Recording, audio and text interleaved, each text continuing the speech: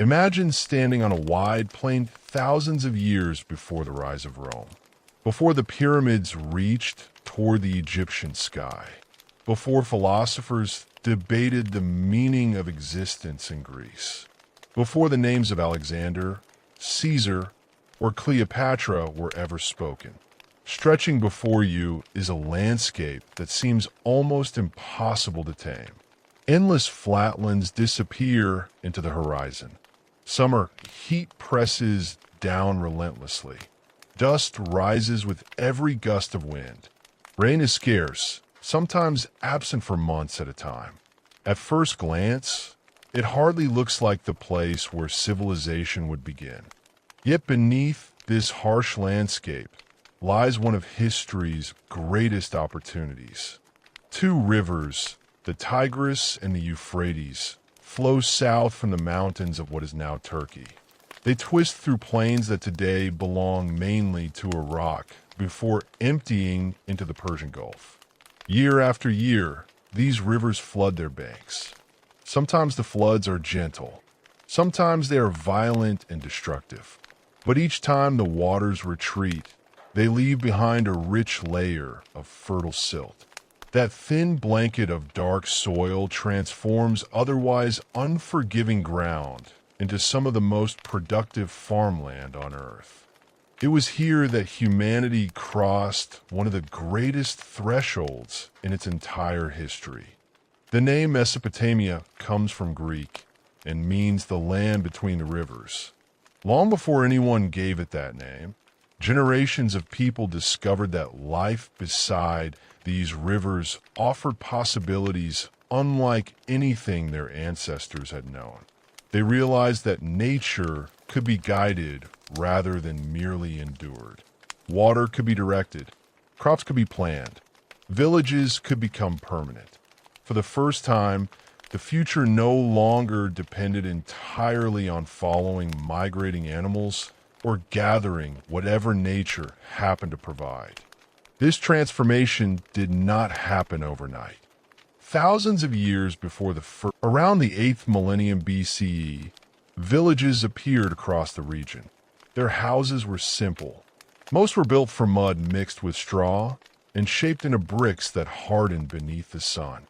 These settlements were modest in size, but they represented a profound change in human life. Families remained in one place year after year. Children grew up knowing the same fields instead of constantly traveling through unfamiliar landscapes.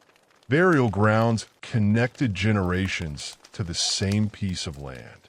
Communities developed shared traditions, rituals, and responsibilities.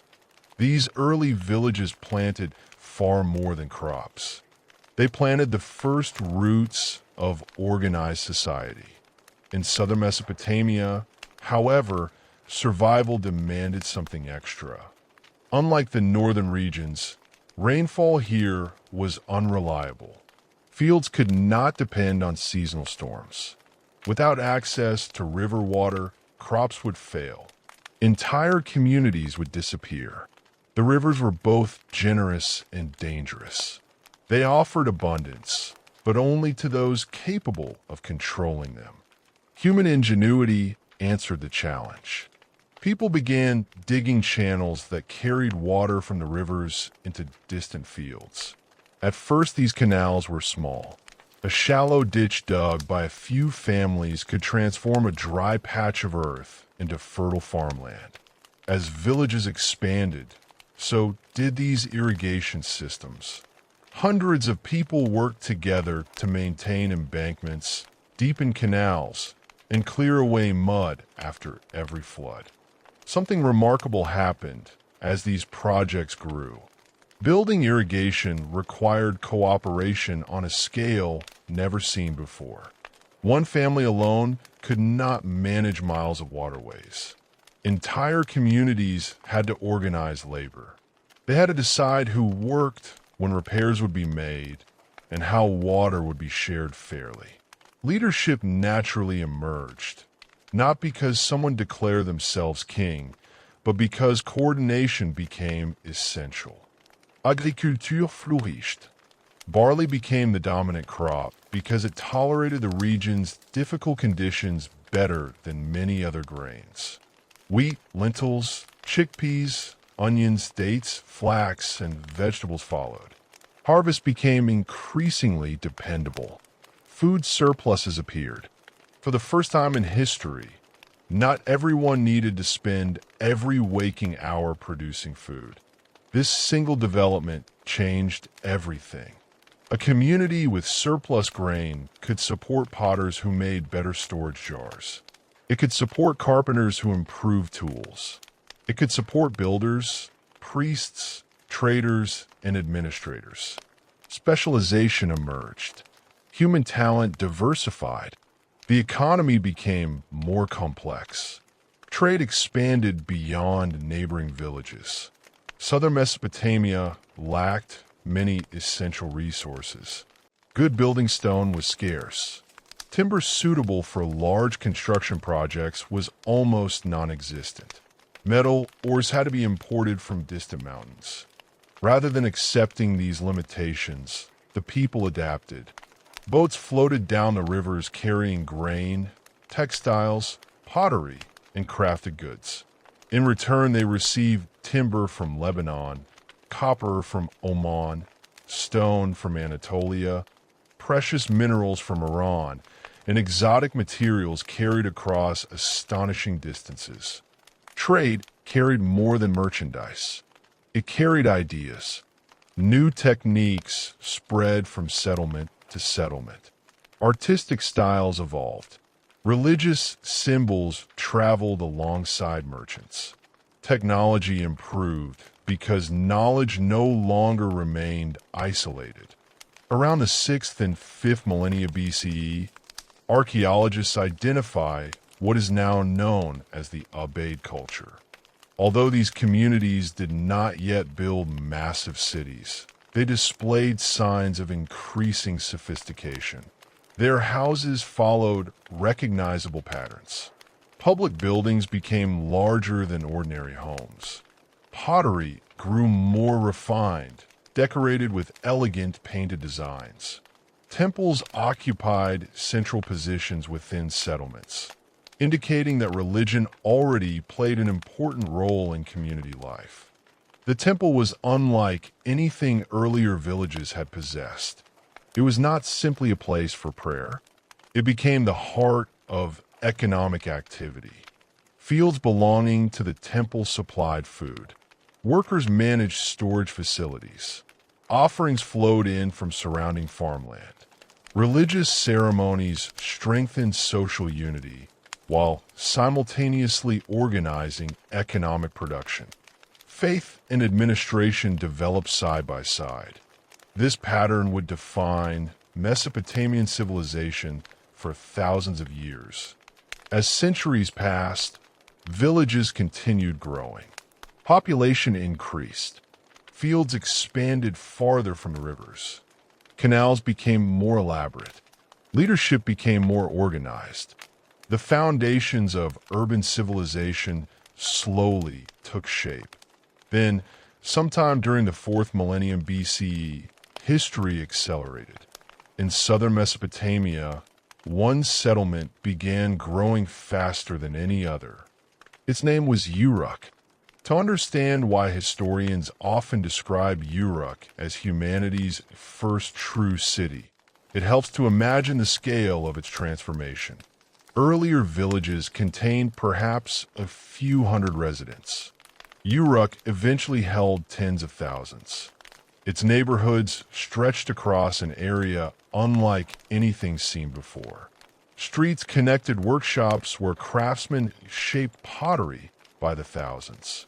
Weavers produced textiles in quantities unimaginable to earlier generations. Metal workers fashioned increasingly sophisticated tools and ornaments. Merchants negotiated transactions involving goods arriving from hundreds of kilometers away. The city pulsed with activity from sunrise until long after sunset. Smoke drifted above pottery kilns. Animals crowded market spaces. Boats arrived continuously along waterways.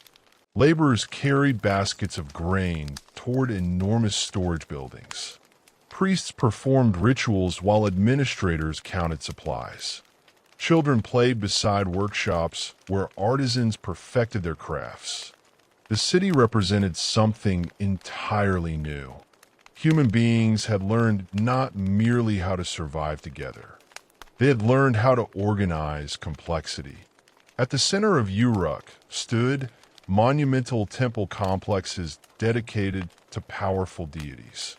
Among them, the goddess Inanna occupied a place of extraordinary importance. She embodied paradox. She represented love and desire. She represented fertility and abundance. She represented political power. She represented warfare. To later civilizations, these qualities might appear contradictory, but to the people of Mesopotamia, they reflected the unpredictable nature of existence itself. Creation and destruction often walked together. Nearby stood the sacred precinct dedicated to Anu, the sky god. These temples rose above, surrounding buildings upon elevated platforms that gradually evolved into the earliest forms of ziggurats. From a distance, they dominated the landscape. Their height carried symbolic meaning. The gods dwelled above humanity. Building upward physically expressed that spiritual relationship. Constructing such monuments demanded astonishing organization. Thousands of laborers molded millions of mud bricks. Architects planned foundations capable of supporting enormous weight. Managers coordinated food supplies for workers. Craftsmen decorated sacred spaces. Every stage required planning months or even years in advance. Large construction projects became demonstrations of collective power. No single family could create them. Only an organized society could. As Uruk expanded, another revolutionary innovation quietly emerged. It did not appear dramatic. It did not involve towering monuments. It fit comfortably within a person's hands. Yet its impact would surpass every palace and temple ever built. Writing. The earliest attempts at recording information probably began with simple accounting. Imagine a temple official responsible for thousands of sacks of barley. He needs to remember who delivered grain, who received grain, how much remained in storage. Human memory eventually reaches its limits. So symbols began appearing on clay. At first, they resembled pictures. A sheep looked like a sheep. Ayar resemblet ayar. These pictographs solved practical problems. They preserved information beyond a single conversation. As administration became more complicated, so did the symbols. Pictures gradually transformed into abstract signs. Instead of carefully drawing every object, scribes pressed wedge-shaped impressions into soft clay using cut reeds. Each mark represented sounds, words, numbers, or ideas. Over generations, this system evolved into cuneiform. Few inventions have changed history more profoundly. Before writing, knowledge disappeared whenever its last living keeper died. After writing, information could survive centuries. Agreements became permanent. Taxes became measurable. Trade became more reliable.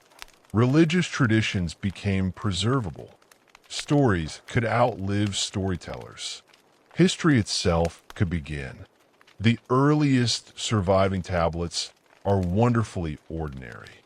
They do not describe heroic battles. They do not recount epic adventures. Instead, they list grain deliveries, livestock counts, temple inventories, worker rations. These humble documents reveal something deeply important. Civilization was built not only by kings and warriors.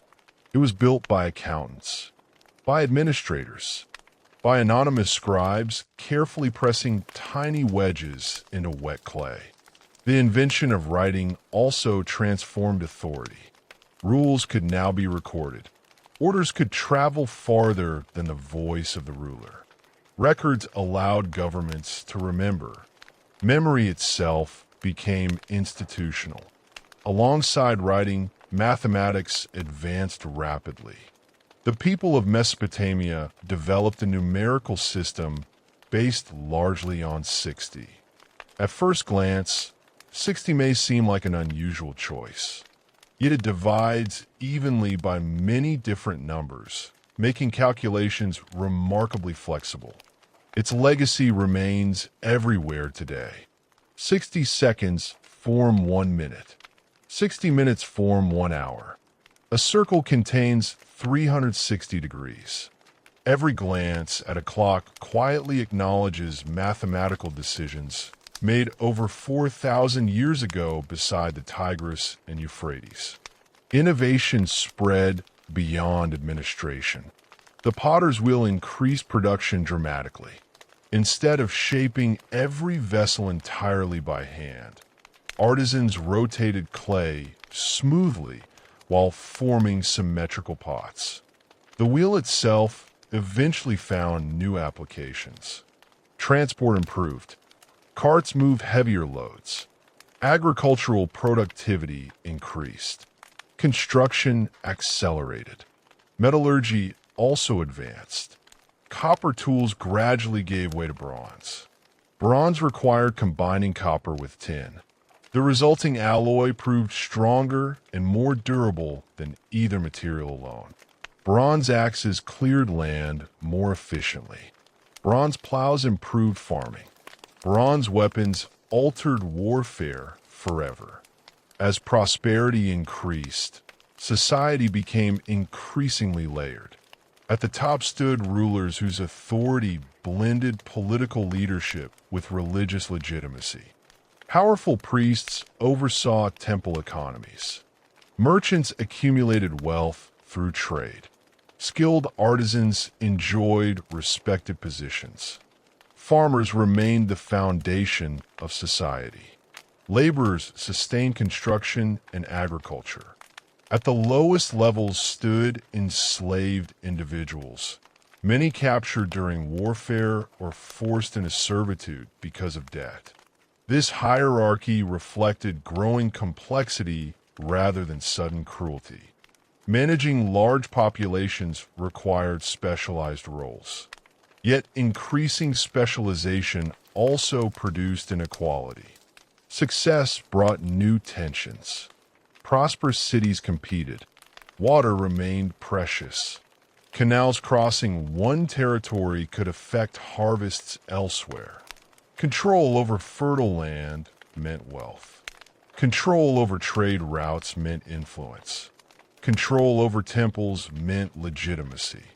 Peaceful cooperation gradually gave way to rivalry. Independent city-states emerged across southern Mesopotamia. Uruk, Ur, Lagash, Eridu, Nippur, Kish. Each possessed its own ruler, its own patron deity, its own ambitions. Though they shared language, culture, and religious traditions, political unity remained elusive. Walls surrounded cities. Armies developed. Conflicts became increasingly common. Victory offered access to farmland. Defeat threatened survival. Religion remained deeply woven into every aspect of life. The gods were not distant creators observing from afar. They participated constantly in human affairs. Floods reflected divine displeasure. Successful harvests demonstrated divine favor. Military victories confirmed heavenly support. Disease could indicate supernatural anger. Every important decision involved rituals seeking guidance from higher powers. Priests interpreted signs. Astronomers watched the skies. Offerings filled temple courtyards. Festivals united communities through shared belief. To modern observers, religion and government often appear separate. In ancient Mesopotamia, they were inseparable. The city belonged not only to its inhabitants, it belonged to its god. Its ruler governed as the deity's earthly representative. Its prosperity reflected divine order. Its failures carried spiritual meaning. This worldview shaped every institution that followed. As centuries passed, Uruk's influence spread far beyond its walls. Archaeologists have uncovered evidence of what scholars call the Uruk expansion.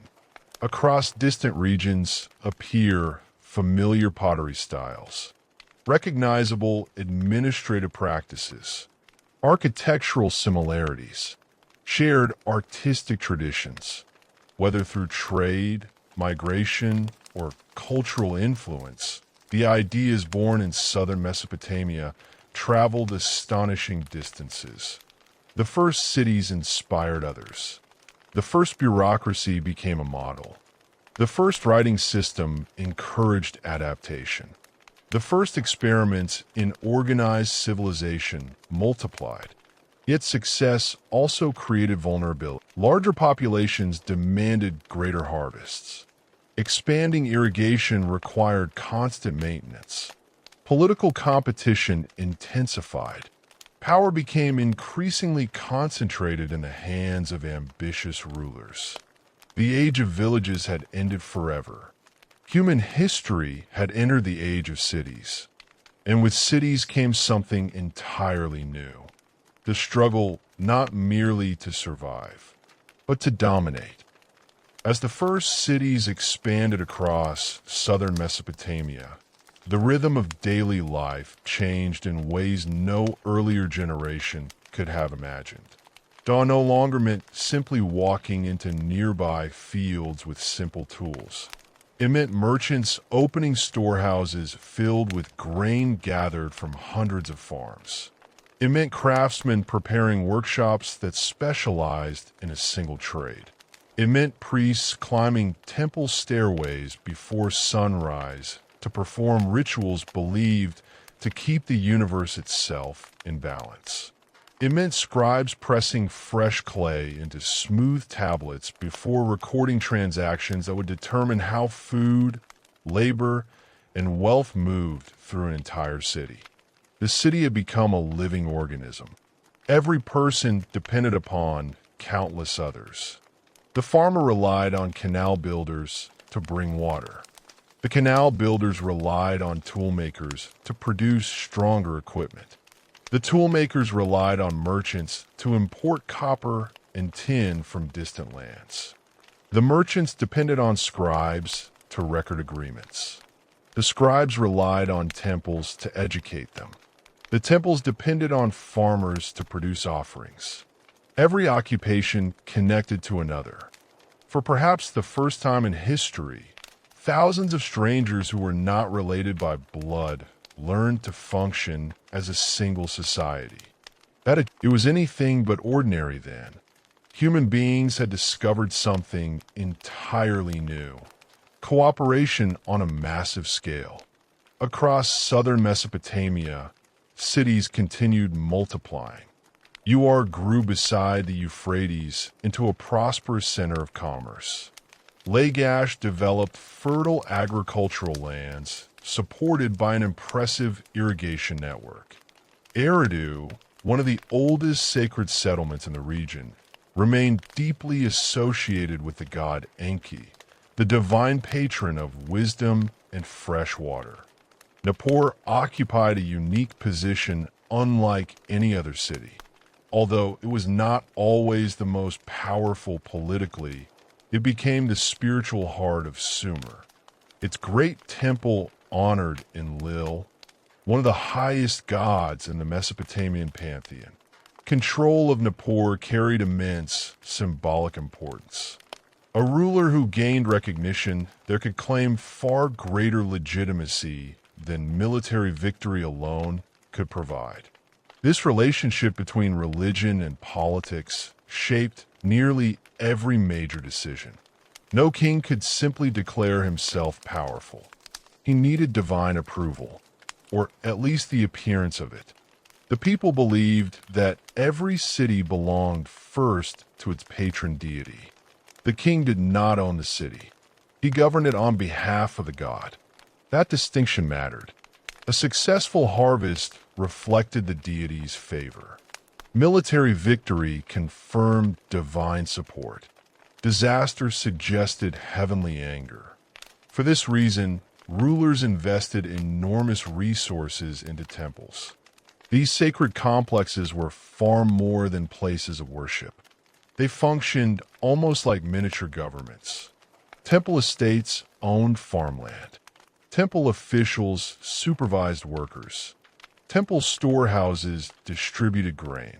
Temple workshops employed craftsmen. Temple scribes recorded economic activity. Religion provided both spiritual meaning and practical administration. Walking through one of these temple districts would have been an unforgettable experience. Massive mud brick walls surrounded sacred courtyards. Incense drifted through warm air. Priests wearing carefully prepared garments carried offerings toward inner sanctuaries. Musicians accompanied ceremonies with drums, lyres, and flutes.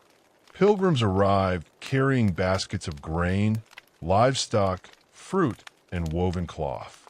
Nearby, scribes sat cross-legged with fresh clay tablets balanced before them, recording every donation with practiced precision. To the people of Sumer, nothing important happened without the awareness of the gods. Birth, marriage, harvest, trade, death. Every stage of life carried religious significance. Among the many deities worshipped across Mesopotamia, few inspired as much fascination as Inanna. She embodied contradictions that reflected life itself. She represented love. She represented fertility. She represented political authority. She represented war. Her stories describe a goddess of extraordinary courage and ambition, willing to descend into the underworld itself. Generations of poets celebrated her power. Centuries later, different cultures would continue telling versions of her myths under different names. Another revered figure was Enki. Unlike warrior gods who displayed strength through conquest, Enki symbolized intelligence, creativity, fresh water, and wisdom. He was associated with craftsmen, builders, inventors, and all who solved difficult problems through thought rather than force. For a civilization whose survival depended upon engineering canals and mastering unpredictable rivers, such a god carried profound importance. Then there was Enlil. To many Sumerians, he stood among the highest divine authorities. His favor legitimized kings. His displeasure threatened entire kingdoms. When rulers described themselves as chosen by the gods, Enlil's name appeared repeatedly. Religion unified these cities culturally. Politics divided them. Every city sought prosperity. Every ruler wanted influence. Every expansion of farmland required water. Every canal crossing disputed territory risked conflict. The geography itself encouraged competition. Southern Mesopotamia lacked mountains that naturally separated kingdoms. Its flat landscape made boundaries difficult to defend. Instead of isolated states protected by rugged terrain, neighboring cities existed within easy marching distance of one another. Disputes became inevitable. Some conflicts began over irrigation, others over trade routes. Some simply reflected ambition. As populations increased, victories became increasingly valuable. Conquering nearby farmland meant feeding more citizens. Capturing rival labor forces strengthened construction projects. Warfare gradually became a regular feature of political life. Early battles looked very different from later imperial campaigns. Armies consisted largely of citizen soldiers called into service when needed. Farmers became warriors during military campaigns before returning to their fields afterward. Weapons were relatively simple. Spears dominated. Axes proved deadly at close range. Archers supported infantry from behind. Chariots had not yet reached the prominence they would later enjoy. Even so, organized warfare represented another remarkable development. Cities could now mobilize thousands of people toward shared military objectives.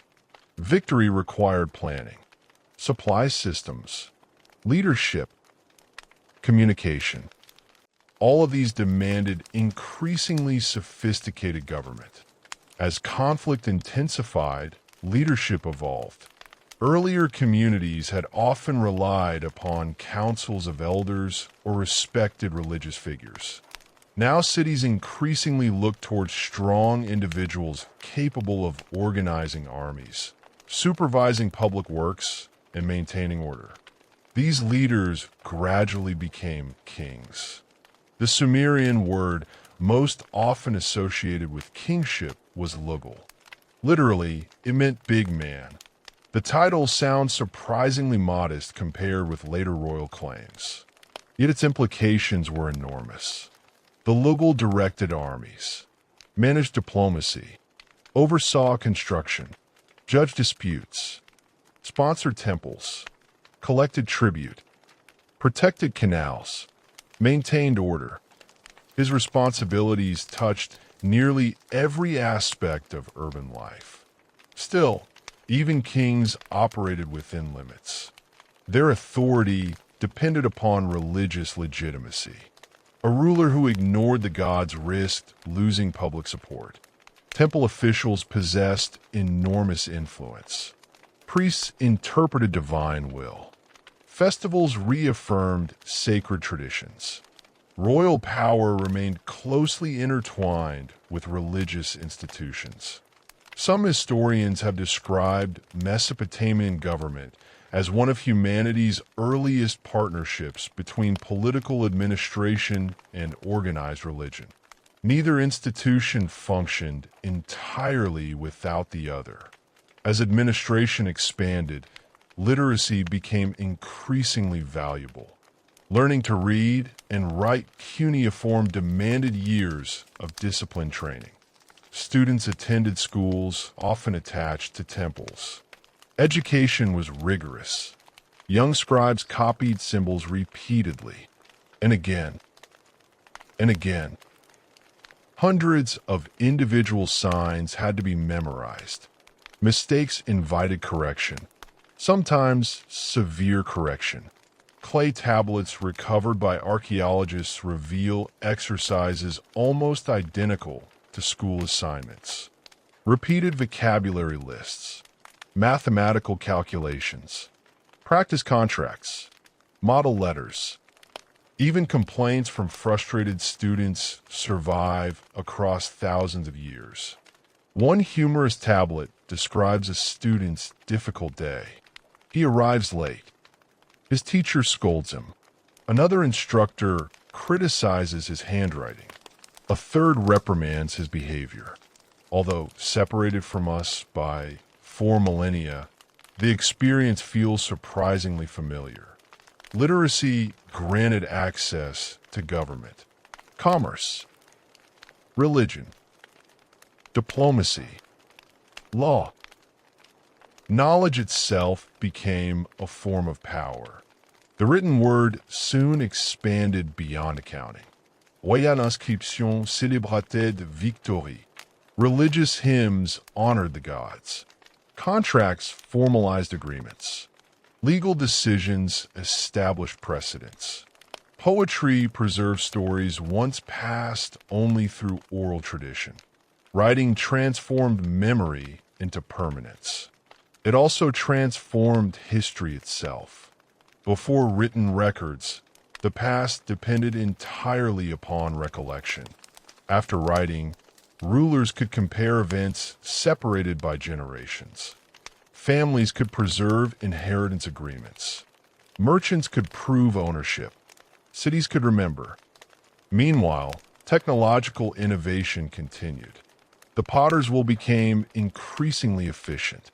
Mass production of ceramic vessels supported growing populations. Storage jars preserved grain through difficult seasons.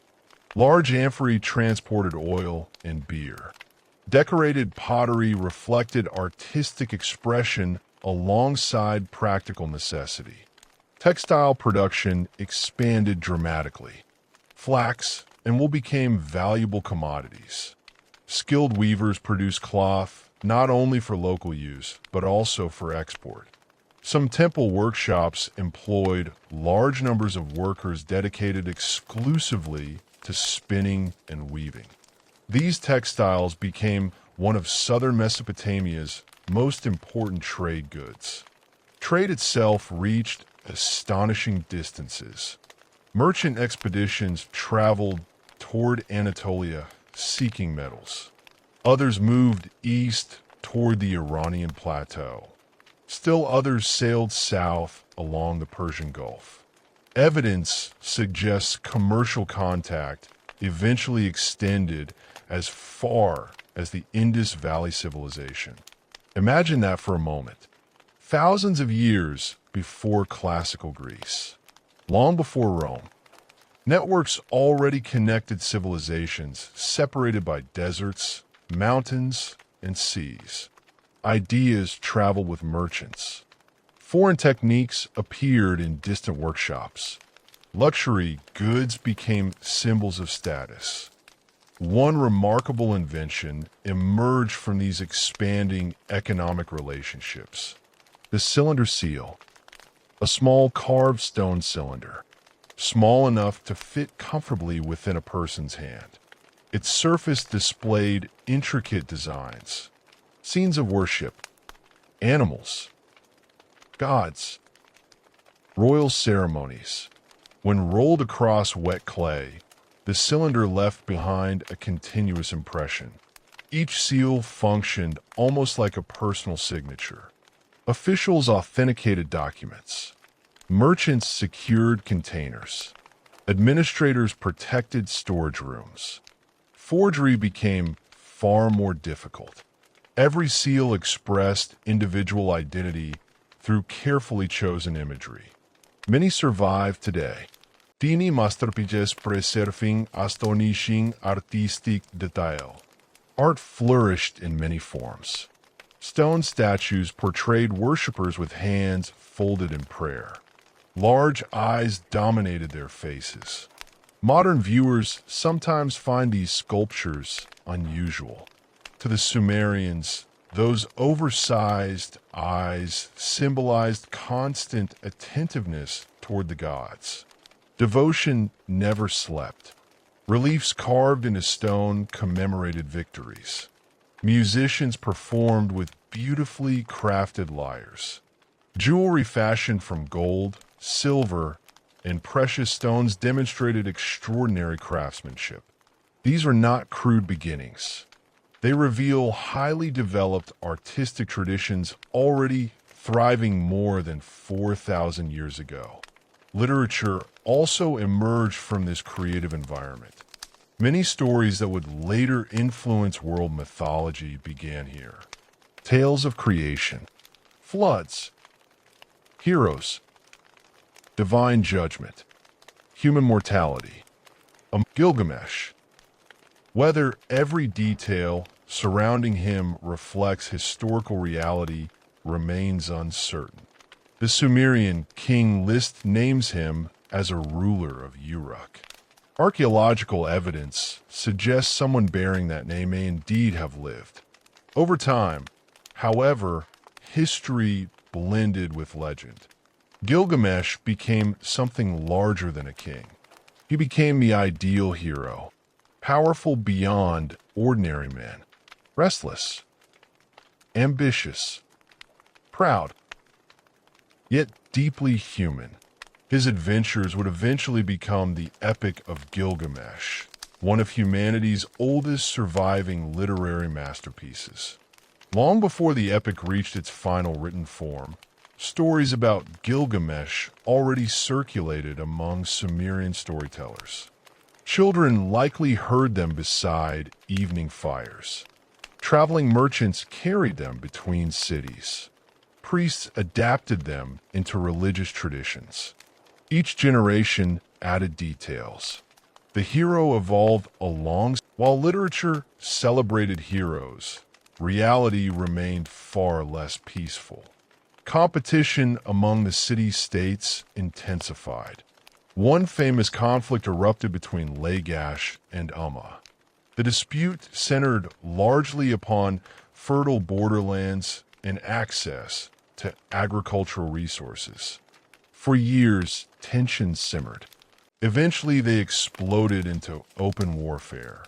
One of history's earliest surviving monuments, describing a military victory, emerged from this conflict.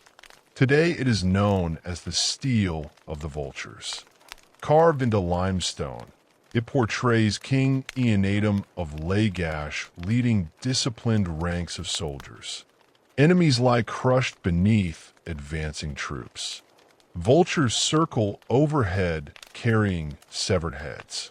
The imagery is brutal. Its purpose was unmistakable. Victory demonstrated both military superiority and divine approval. War was no longer simply remembered. It was commemorated publicly. Political propaganda had arrived. These repeated conflicts slowly changed the ambitions of rulers. Winning a single battle no longer seemed enough. Dominating neighboring cities became increasingly attractive. Why settle for controlling one city when an entire region lay within reach? The idea of uniting Sumer under one ruler began moving from imagination toward possibility. Several kings attempted it. Some achieved temporary success. Yet unity always proved fragile. Old rivalries resurfaced. Cities reclaimed independence. The dream faded, then returned. Again and again. Through all this instability, Sumerian civilization continued advancing. Its achievements accumulated. Writing expanded. Mathematics improved. Religion matured. Architecture reached greater heights. Government became more sophisticated. Trade connected distant worlds. Urban life grew increasingly complex. Without realizing it, these competing city-states were preparing the foundations for something even larger than themselves. They had invented the city. Soon another leader would attempt something even more ambitious. He would seek not merely to rule a city, not merely to dominate neighboring rivals. He would attempt to unite vast lands beneath a single crown. For the first time in recorded history, the idea of empire would become reality. For generations, the cities of Sumer had competed with one another in an endless cycle of rivalry. One season, a king from Lagash seemed unstoppable. A few years later, Uruk reclaimed influence. Then Kish asserted its strength. Alliances formed as quickly as they dissolved. Victories that appeared permanent often lasted only until the next harvest, when another ambitious ruler gathered an army and challenged the balance of power once again. To those living through this era, conflict had become almost ordinary. Canals still needed maintenance. Fields still required planting. Merchants still loaded boats with grain and textiles. Priests still performed ceremonies beneath the towering temples. Life continued despite political instability. Yet beneath the familiar rhythm of daily existence, something fundamental was beginning to change. The very idea of political power was evolving. Until now, kings measured success largely by the prosperity of their own cities. Expanding influence over nearby territory was certainly desirable, but few rulers had managed to maintain authority over large regions for long. Geography, local loyalties, and fierce civic identities constantly pulled power apart. Then a man from the north altered the course of history. His name was Sargon. Even today, more than 4,000 years later, historians continue to separate legend from fact when examining his life. Ancient Mesopotamian traditions wrapped his origins in the story sounds strikingly familiar to anyone who knows later traditions surrounding figures like Moses. Whether it preserves genuine memory or simply reflects a literary pattern remains uncertain. What is certain is that Sargon himself became one of the most influential rulers in human history. Unlike the Sumerians of the south, Sargon belonged to the Akkadian-speaking population living farther north in Mesopotamia. The Akkadians were not strangers to Sumerian civilization. For generations, the two peoples had lived alongside one another. They traded together, worked together, fought alongside one another, borrowed ideas from each other. The Akkadians adopted cuneiform writing. They participated in Mesopotamian religion. Their merchants moved through Sumerian cities. Their soldiers served local rulers. Rather than existing as isolated cultures, they formed part of the same broader world. Language distinguished them more clearly than lifestyle. Historical records suggest Sargon first rose to prominence while serving the ruler of Kish. His position was that of cupbearer. To modern ears, the title may sound humble. In reality, it carried enormous responsibility. A royal cupbearer stood constantly near the king. He supervised access to the ruler. He managed sensitive court affairs. He enjoyed opportunities unavailable to almost anyone else. Trust defined the position. Through this role, Sargon observed power from the inside. He learned how governments functioned. He studied alliances. He understood rivalries. Eventually, he seized his opportunity. Sargon overthrew the ruler he had once served and claimed authority for himself. Many ambitious leaders throughout history have taken similar first steps. What made Sargon different was what happened next. Instead of securing his new throne and defending it against local rivals, he looked beyond the traditional limits of kingship. He envisioned something no ruler had successfully maintained before, a realm that stretched across many cities, many peoples, many cultures, one government, one ruler, one empire. Standing in his way was the most powerful king in southern Mesopotamia, Lugalzajesi. The ruler of Umma had already achieved something remarkable. Through conquest and diplomacy, he had united much of Sumer beneath his authority. His inscriptions celebrated victories extending from the Persian Gulf toward the Mediterranean. He presented himself as the chosen favorite of the gods. To many observers, it may have seemed that Sumer had finally found lasting unity. Then Sargon marched south. The campaigns that followed permanently changed the political map of Mesopotamia. Details remain incomplete because surviving sources are limited, yet the overall outcome is clear. Sargon's armies defeated Lugalzajesi. The once powerful king was captured alive. According to Akkadian inscriptions, he was led in chains to the sacred city of Nippur. The image carried powerful symbolism. The ruler who had claimed divine authority now appeared as a defeated prisoner before the gods themselves. Military victory became political theater. Sargon understood that conquest alone was not enough. People needed to believe his rule possessed legitimacy. With southern Mesopotamia under his control, Sargon founded a new capital. Its name was Akkad. Ironically, despite centuries of archaeological effort, the exact location of Akkad remains unknown. Its buildings have not yet been identified with certainty. One of history's greatest capitals still hides beneath the earth. Yet although its physical location remains uncertain, its historical significance is beyond question. From Akkad, Sargon governed something unprecedented. His ambitions extended far beyond Sumer. Campaign after campaign carried Akkadian armies into neighboring lands. To the east, they marched into Elam. To the north, they secured important trade routes. To the west, they advanced towards Syria and the Mediterranean.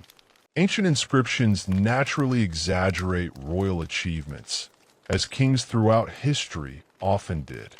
Still, archaeological evidence confirms that Sargon's influence spread across an immense territory. For the first time, one government exercised authority over multiple peoples speaking different languages and following different local traditions. The concept of empire had arrived. Creating an empire demanded more than military success. Conquest was only the beginning. Holding territory proved far more difficult. Sargon recognized this challenge immediately. Instead of allowing defeated cities complete independence, he installed loyal governors throughout his realm. Some were Akkadians. Others were trusted local officials willing to cooperate. Permanent garrison discourage de rébellion. Messengers carried information between distant provinces. Taxes flowed toward the center. Administrative records multiplied. Communication became essential. Here, writing once again demonstrated its revolutionary importance. Clay tablets carried orders. Officials documented harvests. Provincial administrators submitted reports. Without literacy, governing such a vast territory would have been nearly impossible. The empire functioned because information moved alongside armies. Language itself also changed. Sumerian remained highly respected. Religious traditions continued. Literary works survived. Yet Akkadian increasingly became the language of government. Cuneiform adapted remarkably well. Originally developed for Sumerian, it now recorded a different language with equal effectiveness. This flexibility helped spread literacy across an even broader cultural landscape. Rather than replacing Sumerian civilization, Akkadian rule absorbed it. Temples continued operating. Priests remained influential. Ancient traditions survived. Sargon built upon existing institutions instead of destroying them. This willingness to preserve useful systems became one reason his empire endured longer than many expected. Royal ideology also evolved dramatically. Earlier rulers described themselves primarily as kings of individual cities. Sargon adopted grander titles. He called himself King of Kish. More significantly, he embraced titles suggesting authority over the known world. Later inscriptions celebrate him as ruler of the four quarters. To ancient Mesopotamians, this phrase symbolized universal kingship. The message was unmistakable. No longer merely a city ruler. No longer simply a regional king. Sargon claimed authority over civilization itself. Religion reinforced these claims. Like earlier rulers, He presented his victories as expressions of divine favor. The gods had chosen him. The gods guided his armies. The gods granted legitimacy to his rule. This religious language was not empty decoration. Most people genuinely believed political success reflected divine approval. Victory confirmed heavenly support. Defeat suggested divine rejection. As long as Sargon continued winning, belief in his destiny grew stronger. The empire transformed everyday life. Merchants enjoyed greater security across long-distance trade routes. Goods moved more freely between distant regions. Administrative standards became increasingly uniform. Ideas circulated faster than before. Economic integration accelerated. Imagine being a merchant traveling hundreds of kilometers through territories previously divided by hostile city-states. Instead of crossing numerous independent kingdoms, many routes now pass beneath a single political authority. Taxes became more predictable. Roads received greater attention. Military protection improved. Commerce flourished. The empire's influence reached beyond economics. Art changed as well. Sculptors blended Sumerian traditions with Akkadian styles. Royal portraits became more realistic. Powerful facial features conveyed authority. Muscular bodies emphasized strength. One famous bronze portrait, often associated with either Sargon or one of his successors, remains among the masterpieces of ancient Near Eastern art.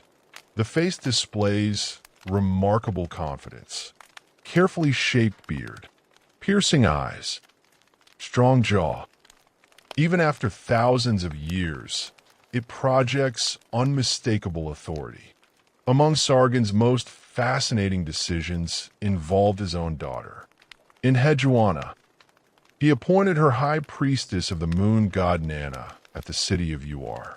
The position carried enormous religious significance. Yet Enheduanna achieved something even more extraordinary. She became the earliest known author in world history whose name is preserved alongside her writings. Her hymns honoring Inanna reveal remarkable literary sophistication. They combine political symbolism, religious devotion, personal emotion, poetic beauty. Across more than 4 millennia, her voice still survives. This alone reminds us how deeply writing had transformed civilization. Not only governments, not only commerce, human thought itself. For centuries, countless authors remained anonymous. Enheduanna signed her work. History remembered her name, while literature flourished. Maintaining the empire required constant vigilance. Distance presented enormous challenges. Communication took time. Local governors occasionally pursued their own interests. Some cities resented foreign rule. Others simply waited for opportunities to rebel. No empire remained secure through conquest alone.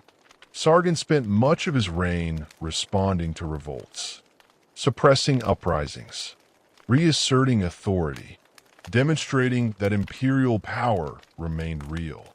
Ancient inscriptions portray these victories confidently.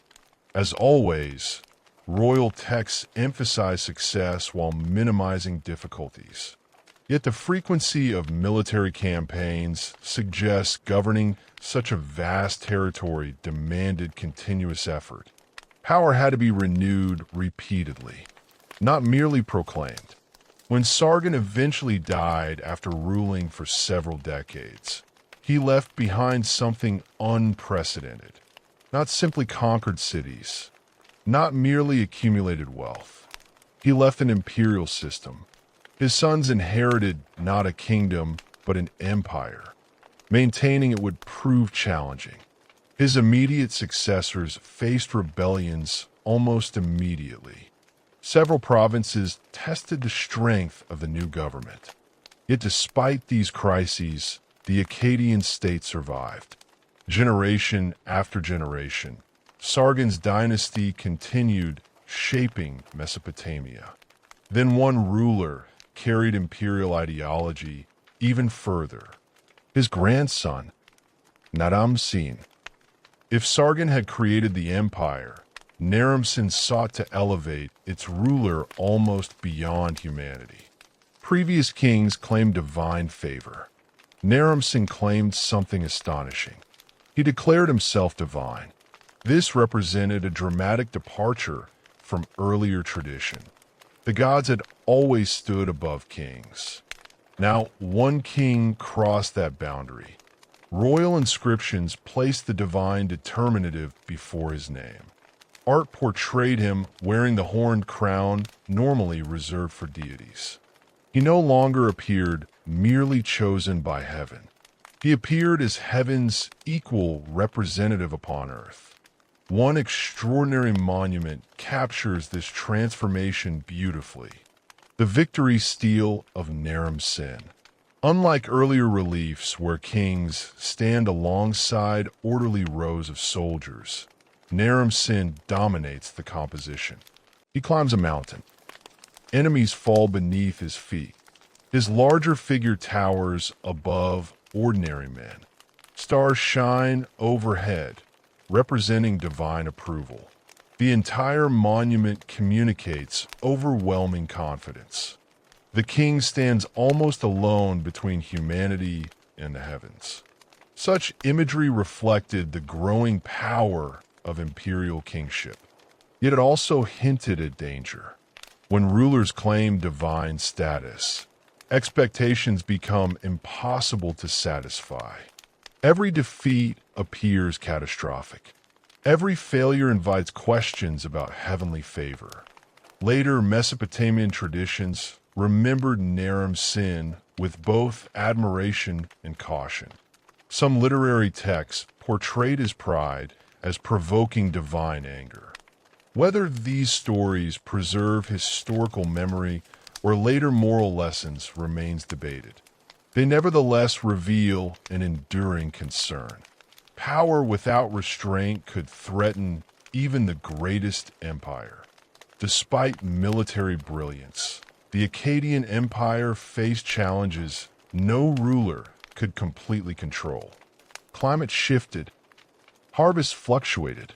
Managing distant provinces became increasingly expensive. Enemies watched carefully from beyond imperial frontiers. The greatest empire the world had yet seen stood at the height of its glory. But beneath its remarkable achievements, invisible pressures were already beginning to build. Those pressures would soon test whether humanity's first empire could survive the forces gathering against it. At its greatest extent, the Akkadian Empire stretched farther than any political state humanity had yet created. For the first time in recorded history, people living hundreds of kilometers apart answered to the same ruler. Farmers harvesting barley beside the southern marshes, merchants crossing the Syrian plains, governors stationed along the upper Tigris, and craftsmen working in ancient Sumerian cities all belonged to a single political system. It was an extraordinary achievement. For generations afterward, rulers across Mesopotamia would look back to Sargon with admiration, measuring themselves against the empire he had built. Yet every empire faces the same question, not whether it can expand, but whether it can endure. Expansion often happens quickly. Maintaining unity across vast territories is far more difficult. As the years passed, the enormous machine created by Sargon demanded constant attention. Roads had to remain secure. Canals required maintenance. Provincial governors expected supervision. Armies needed food, equipment, and regular payment. Temples continued functioning as religious and economic centers. Trade routes stretched across thousands of kilometers. The empire depended upon countless people doing their jobs every single day. If enough of those connections weakened, even the strongest empire could begin to unravel. For a time, however, Akkadian authority remained impressive. Royal inscriptions continued celebrating military victories. Caravans crossed the empire under increasing protection. Temple economies remained active. Scribes filled archives with administrative tablets. Life for ordinary people probably felt remarkably stable compared with the generations of constant warfare that had preceded imperial unification. Farmers still rose before sunrise. Children still learned family trades. Boats still drifted along the Euphrates carrying grain, dates, wool, and pottery. Markets remained crowded. Festivals filled temple courtyards with music and offerings. The empire had become part of everyday life. Few could imagine that within only a few generations, this seemingly permanent political order would disappear. One challenge emerged from nature itself. Modern scientific research has revealed evidence suggesting that toward the end of the 3rd millennium BCE, much of the Near East experienced a prolonged period of severe climate stress. Rainfall declined. Temperatures shifted. Regions that depended upon predictable weather patterns suddenly faced uncertainty. Today, researchers often refer to this event as the 4.2 kilo-year climate event. Although historians continue debating its exact impact in different regions, archaeological evidence points toward widespread environmental disruption. For Mesopotamia, even modest changes in climate carried enormous consequences. Agriculture supported everything. Without abundant harvests, temple storehouses emptied. Tax revenues declined. Trade slowed. Governments struggled to support soldiers and laborers. Food shortages created social tension. Entire communities became vulnerable. Ancient literary texts preserve haunting memories of difficult times.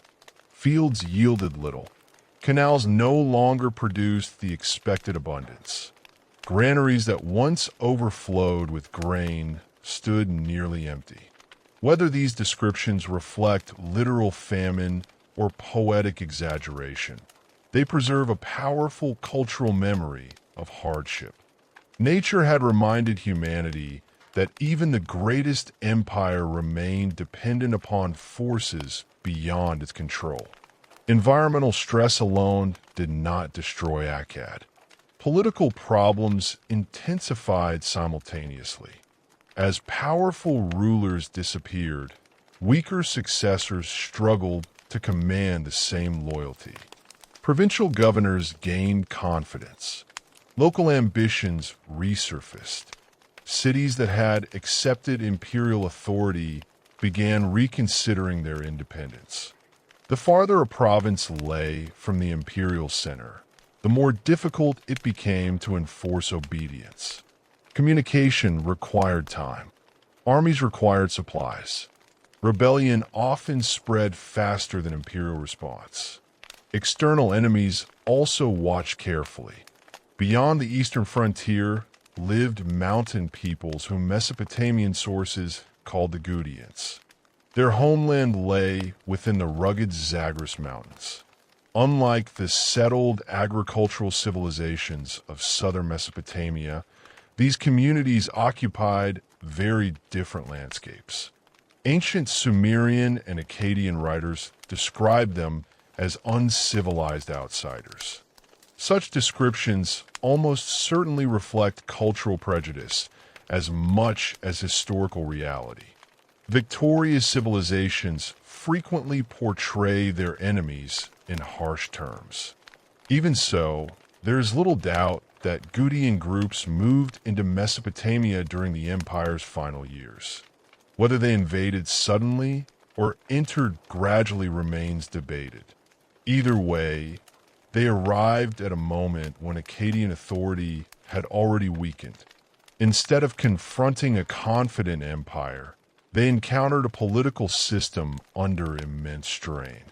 One ancient literary composition, often called the Curse of Akkad, offers a fascinating explanation for these events.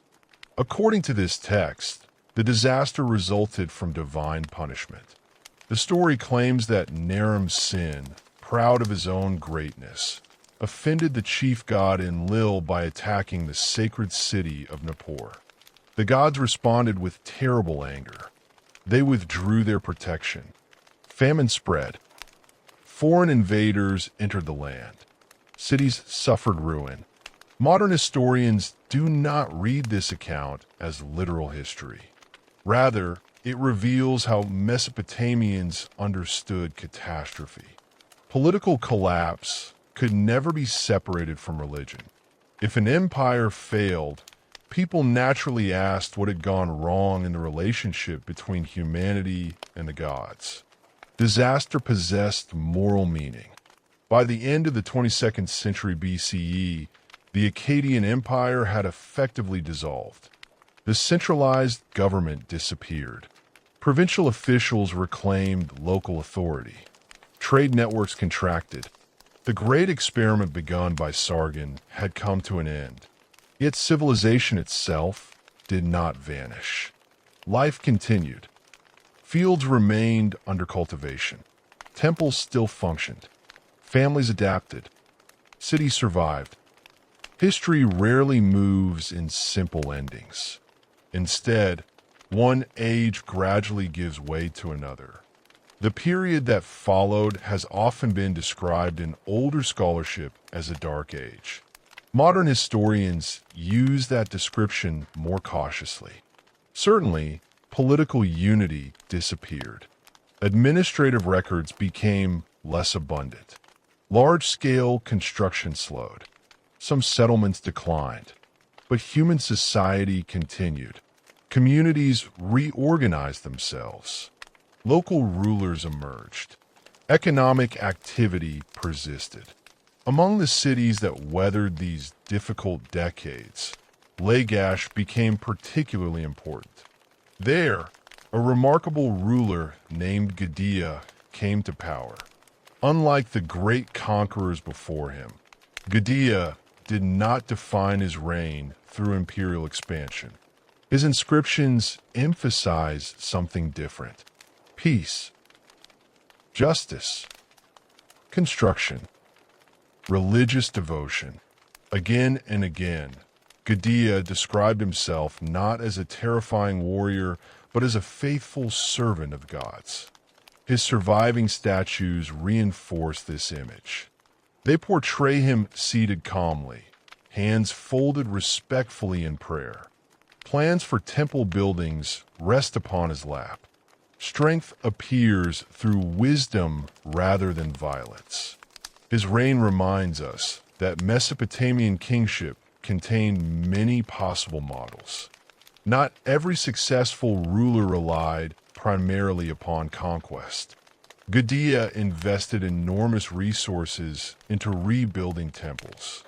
He imported expensive stone from distant regions. He commissioned magnificent sculptures. He restored religious centers damaged by years of instability.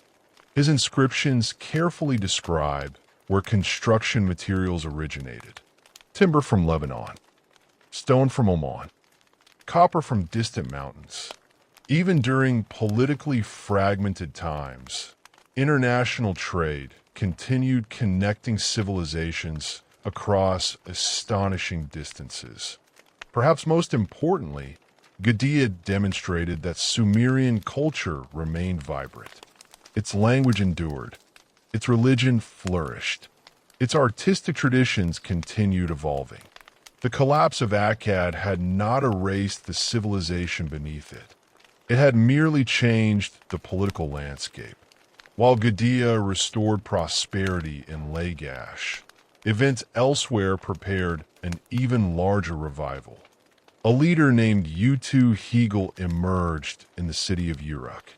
According to surviving inscriptions, he successfully challenged Akkadian authority and drove them from southern Mesopotamia. His victory restored confidence among Sumerian cities.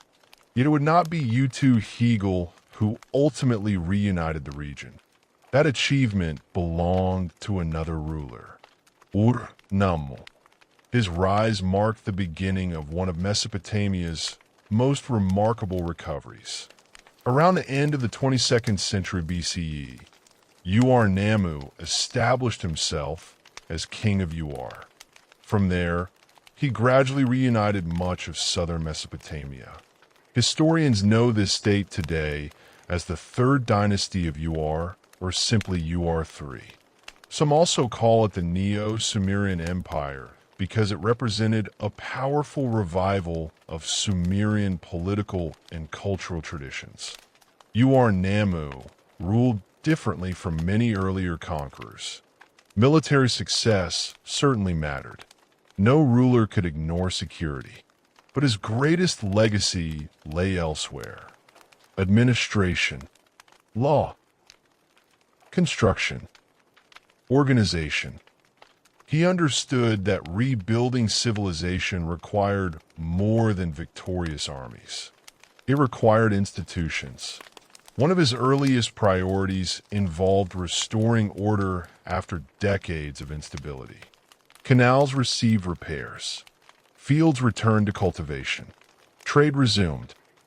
Temples reopened.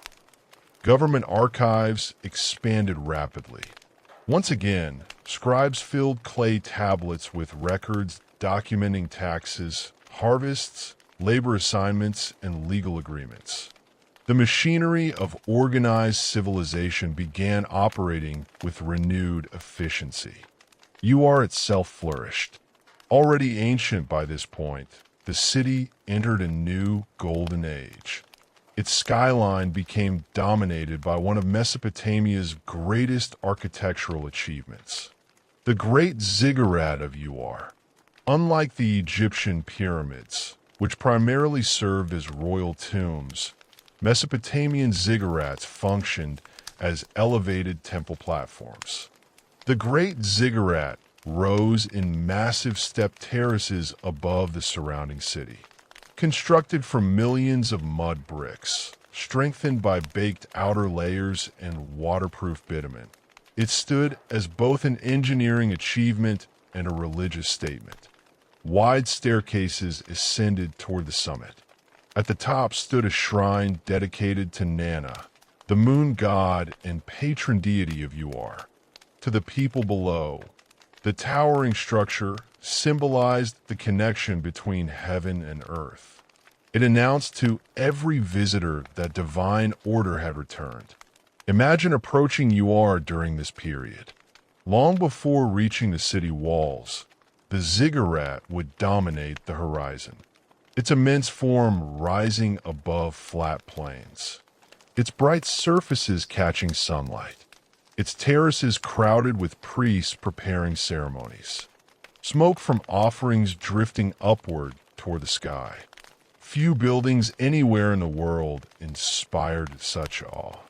Yet bricks alone could not restore a civilization. Justice also required attention. Here, Ur-Nammu achieved something whose influence would extend across thousands of years. He commissioned one of history's earliest surviving written law codes. Long before Hammurabi, long before Roman law, long before many civilizations had even emerged, Mesopotamia already understood that governments benefited from written legal standards. The code of Ur-Nammu survives only in fragments. Even so, those fragments reveal an extraordinary philosophy. The king declared that he had been chosen by the gods to establish justice, to eliminate violence, to protect the weak from exploitation, to ensure fairness throughout the land. The language feels surprisingly familiar. Many later legal traditions would express similar ideals. The laws themselves often favored financial compensation over physical punishment. If someone caused injury, fines frequently replaced violent retaliation. Murder and certain severe crimes remained punishable by death. Yet much of the code focused upon restoring social balance rather than seeking revenge. This distinction matters. Law existed not merely to punish. It existed to stabilize society. Written law also reduced uncertainty. Citizens could expect greater consistency. Officials possessed clearer guidelines. Contracts carried stronger authority. Commerce benefited. Government became more predictable. For growing urban societies, these developments proved revolutionary. Uarnamu's administrative reforms extended far beyond legal matters. Standardized weights improved trade. Measurements became more consistent. Provincial officials reported regularly to the central government. Taxation became increasingly organized. State oversight expanded into nearly every aspect of economic life. Modern archaeologists have uncovered thousands upon thousands of administrative tablets from this period. Each one appears ordinary. A delivery of grain, a shipment of wool, a labor assignment, a livestock inventory. Taken together, they reveal one of the most sophisticated bureaucratic systems the ancient world had yet produced. Civilization increasingly depended upon administration as much as military power. Uarnamu's successor, Shulgi, expanded these achievements even further. His reign lasted nearly half a century, enough time to transform reforms into enduring institutions. Shulgi emerges from historical records as one of Mesopotamia's most energetic rulers. His inscriptions celebrate military victories, construction projects, religious devotion, athletic ability, literary learning. He even claimed exceptional skill as a runner capable of traveling astonishing distances between cities. Whether literally true or not, such claims reflected the royal image he wished to project. A king of endless energy. Unlike many rulers content simply to inherit functioning governments, Shulgi constantly refined administration. Road systems improved. Communication accelerated. Official checkpoints connected distant provinces. Messengers traveled more efficiently than ever before. The empire became easier to govern because movement itself became easier. Education also flourished.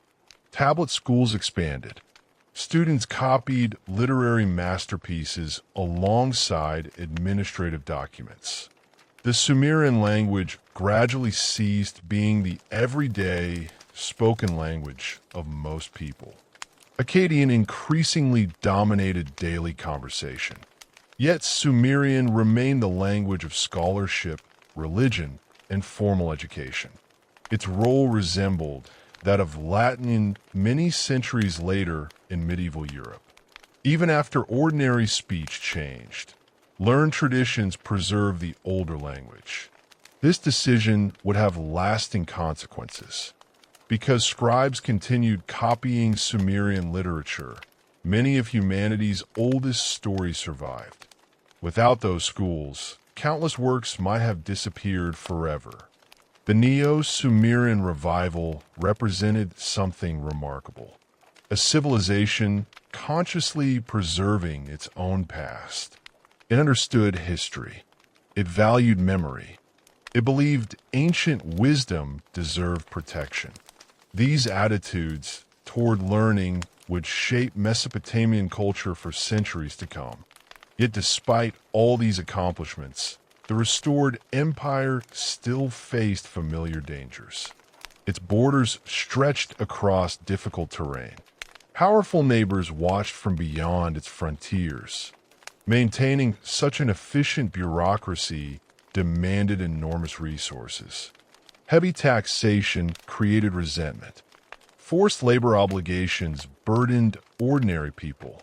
The system appeared strong, perhaps stronger than ever before. But history had already shown that no empire, however carefully organized, remained immune to change. Far to the west, new peoples were beginning to move. To the east, ambitious rivals watched patiently. The age of Neo-Sumerian greatness still had magnificent chapters ahead. Yet beyond the horizon, another transformation was already gathering, one that would reshape Mesopotamia once again and eventually open the path toward the rise of Babylon. For all the confidence and organization that defined the third dynasty of Ur, its rulers faced a reality that every great civilization eventually encounters. Building a powerful state is one challenge. Keeping that state together across generations is another entirely. The empire created by Ur-Nammu and strengthened by Shulgi depended on a delicate balance. Its canals had to be maintained without interruption. Its harvests had to remain abundant. Its officials had to remain loyal. Its distant provinces had to continue recognizing the authority of the king in Ur. As long as those pieces worked together, the system appeared almost unshakable. But history rarely unfolds according to careful plans. By the closing years of Shulgi's reign, subtle signs of strain were beginning to appear. Some provinces became increasingly difficult to control. Regional governors accumulated more influence. The demands placed upon ordinary workers continued to grow. The administrative machine that had once been a symbol of strength also became a burden. Thousands of officials depended upon taxes. Large construction projects required enormous labor forces. Military garrisons needed constant supplies. The larger the state became, the more resources it consumed simply to keep itself functioning. When harvests were strong, this burden remained manageable. When conditions became less favorable, every weakness became easier to see. Climate may once again have played a role. Archaeological and environmental evidence suggests that southern Mesopotamia continued to face agricultural challenges. Centuries of irrigation had brought extraordinary prosperity. Yet irrigation also carried hidden risks. As river water repeatedly evaporated beneath the intense Mesopotamian sun, salts slowly accumulated in the soil. Over generations, this process reduced agricultural productivity in some regions. Farmers adapted by relying more heavily on crops such as barley, which tolerated salty conditions better than wheat. Even so, maintaining large harvests became increasingly difficult. Environmental change did not destroy the kingdom by itself. Rather, it added pressure to a system already carrying enormous responsibilities. Meanwhile, danger approached from multiple directions. To the east lived the Elamites. Their homeland stretched across parts of what is now southwestern Iran. For centuries, they had maintained complex relationships with Mesopotamian civilizations. Sometimes they traded peacefully. Sometimes they formed alliances. Sometimes they fought bitter wars. They possessed their own kings, their own traditions, their own ambitions. When opportunities appeared, they acted. At the same time, another movement was reshaping Western Mesopotamia. Nomadic and semi-nomadic groups, known today as the Amorites, began appearing in increasing numbers. The Amorites spoke a Semitic language related to Akkadian, yet their way of life differed from that of the highly urbanized cities of southern Mesopotamia. Many lived as pastoralists. Their wealth often depended upon flocks rather than fields. They moved across wide territories following seasonal patterns. To settled city populations, they seemed unpredictable. Some Mesopotamian texts describe them with suspicion. One ancient source complains that they knew no grain, lived in tents, and wandered endlessly. Like many ancient descriptions of outsiders, such accounts reveal as much about prejudice as reality. The Amorites were not uncivilized. They simply organized society differently. Over time, many of them settled permanently. They entered cities, married local families, served in armies, worked as officials. Gradually, they became part of Mesopotamian society itself. The transition happened slowly, not through one dramatic invasion, but through generations of migration, adaptation, and integration. Inside the empire, another challenge emerged. Maintaining control over distant provinces became increasingly difficult. Governors who had once faithfully served the king began acting more independently. Some withheld resources. Others established stronger local power bases. Communication alone could not solve every problem. Messages traveled only as fast as human beings could carry them. By the time news reached the royal court, situations on the frontier often had already changed. Then came the reign of Ibbi-Sin. He inherited not the confident empire built by Ur-Nammu, but one already under growing pressure. Historical documents from his reign paint a picture of mounting difficulty. Grain prices rose dramatically. Military threats increased. Provincial loyalty weakened. Administrative correspondence became increasingly desperate. One surviving letter captures the atmosphere perfectly. Officials discuss food shortages with urgent concern. They debate how to move grain across dangerous territory. The confidence of earlier generations has disappeared. Survival now dominates official thinking. Eventually, parts of the empire began breaking away entirely. One provincial governor named Ishbi-Era offers a fascinating example. Originally serving the king of Ur, he gradually established independent authority for himself. Rather than openly declaring rebellion immediately, he carefully built local support. He controlled important grain supplies. He gained military strength. Step by step, he transformed from royal official into independent ruler. It was a reminder that empires often collapse from within before enemies deliver the final blow. Then disaster arrived. The Elamites invaded southern Mesopotamia. Their armies advanced toward Ur itself, the once magnificent capital whose towering ziggurat had symbolized restored civilization, suddenly faced its greatest test. Ancient literary texts remember what happened next with extraordinary emotion. Among the most moving works to survive from Mesopotamian literature is a composition known today as the Lament for Ur. Unlike royal victory inscriptions celebrating conquest, this work mourns destruction. It describes abandoned streets, silent temples, grieving citizens, sacred places left empty.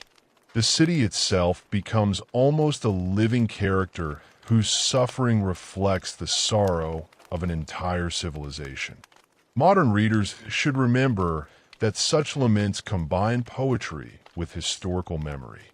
Their purpose was not objective reporting. Their purpose was remembrance. Even so, they preserve the emotional reality experienced by those who watched their world collapse. Ur fell. King Ibbi-Sin was captured. According to later tradition, he was taken away into Elam. The dynasty founded by Ur-Nammu came to an end. With its fall, the last great native Sumerian empire disappeared from history. Yet something remarkable happened. Sumerian civilization itself did not vanish. Its language remained sacred. Its religious traditions continued. Its literature survived. Its legal ideas endured. Its scribes kept copying ancient texts. Political independence ended. Cultural influence continued. This distinction would become one of Mesopotamia's defining characteristics. Empires collapsed. Civilization endured. After the fall of Ur, Mesopotamia entered another period of political fragmentation. No single kingdom immediately replaced the old empire. Instead, several competing states emerged. Some traced their legitimacy back to Sumerian traditions. Others reflected the growing influence of Amorite leadership. One of the earliest new powers developed in the city of Isin. Its founder, Ishbi-Era, presented himself not as a revolutionary, but as the rightful heir to Ur's legacy. He restored temples, maintained traditional rituals, supported scribes, issued royal inscriptions emphasizing justice and divine favor. In many ways, Isin attempted to preserve continuity rather than create something entirely new. But Isin was not alone. Another powerful city rose nearby, Larsa. For decades, these two kingdoms competed for influence across southern Mesopotamia. Sometimes they fought openly. Sometimes they negotiated. Sometimes alliances shifted unexpectedly. Neither side proved capable of permanently dominating the other. History had returned to a familiar pattern. Independent city-states once again competed for supremacy. Meanwhile, farther north, another city quietly continued growing. Its name had appeared in records before. Its location was favorable. It stood along important trade routes. Yet for centuries, it had remained overshadowed by older and more prestigious centers. That city was Babylon. At this stage, Babylon possessed little of the legendary reputation it would later acquire. It was simply one among many regional powers. Its temples were active. Its markets functioned. Its rulers governed local territory. Nothing yet suggested that it would one day become one of the most famous cities in history. The Amorite migrations played a significant role in this changing political landscape. As Amorite families settled across Mesopotamia, some established ruling dynasties and cities throughout the region. This did not erase earlier Sumerian traditions. Instead, cultures blended. Amorite rulers governed through Mesopotamian institutions. They honored Mesopotamian gods. They used Akkadian in administration. Sumerian remained the language of scholarship and religion. Rather than replacing civilization, newcomers became part of it. Mesopotamia had always absorbed influences from different peoples. This flexibility became one of its greatest strengths. Religious life reflected both continuity and gradual change. The ancient gods remained. Enlil still commanded respect. Inanna continued receiving worship. Nanna remained central in Ur. Yet local traditions evolved. Cities increasingly emphasized their own patron deities. Religious identity adapted alongside political realities. Temples remained among the wealthiest institutions in society. They owned farmland, managed workshops, employed laborers, installed archives. Even during periods of political instability, temple life provided continuity. Commerce also recovered surprisingly quickly. Despite the disappearance of centralized imperial authority, merchants continued traveling. Boats still navigated rivers. Scarefinch crossed deserts. Silver served as a standard measure of value. Contracts continued filling clay tablets. Markets remained active. Civilization adapted rather than collapsed. This resilience explains much about Mesopotamian history. Again and again, kingdoms rose and fell. Yet the deeper structures of society survived. Writing, religion, agriculture, law, trade, education. These foundations proved remarkably durable. Generation after generation inherited them. Each new dynasty reshaped political authority while preserving much of what came before. Perhaps nowhere is this clearer than in the world of the scribes. A young student entering a tablet school during this period still copied ancient Sumerian compositions, still memorized mathematical tables, still practiced cuneiform signs, still learned texts first written centuries earlier. Empires disappeared. Knowledge remained. Across this divided political landscape, ambitious rulers watched one another carefully. Every kingdom sought advantage. Every city hoped to become the next great center of power. Among them stood Babylon, patient, strategically located, neither the oldest city, nor the richest, nor the most powerful. But history has often favored places that begin quietly. Within only a few generations, a king would ascend Babylon's throne whose influence would stretch far beyond his own lifetime. His military victories would reunite much of Mesopotamia. His legal reforms would become famous across the world. His name would be remembered wherever ancient history is studied. That king was Hammurabi, and under his rule, Babylon would step from the shadows and become the new heart of Mesopotamian civilization. When people think of ancient Mesopotamia, one name often rises above all others: Babylon.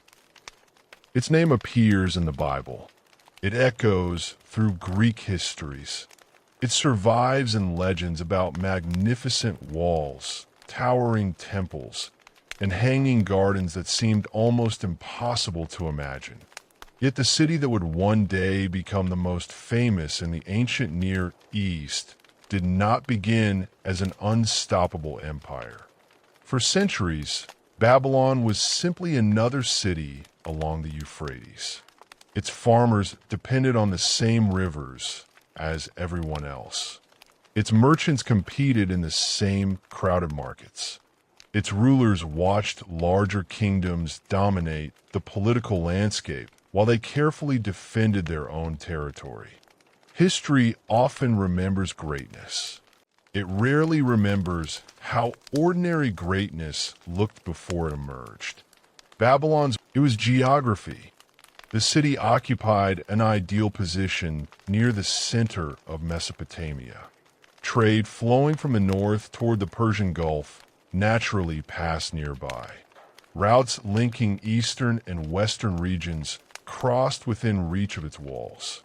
Merchants carrying wool, grain, metals, timber, stone, spices, oils, and luxury goods found Babylon increasingly difficult to ignore. Trade brought wealth. Wealth brought opportunity. Opportunity attracted ambitious rulers.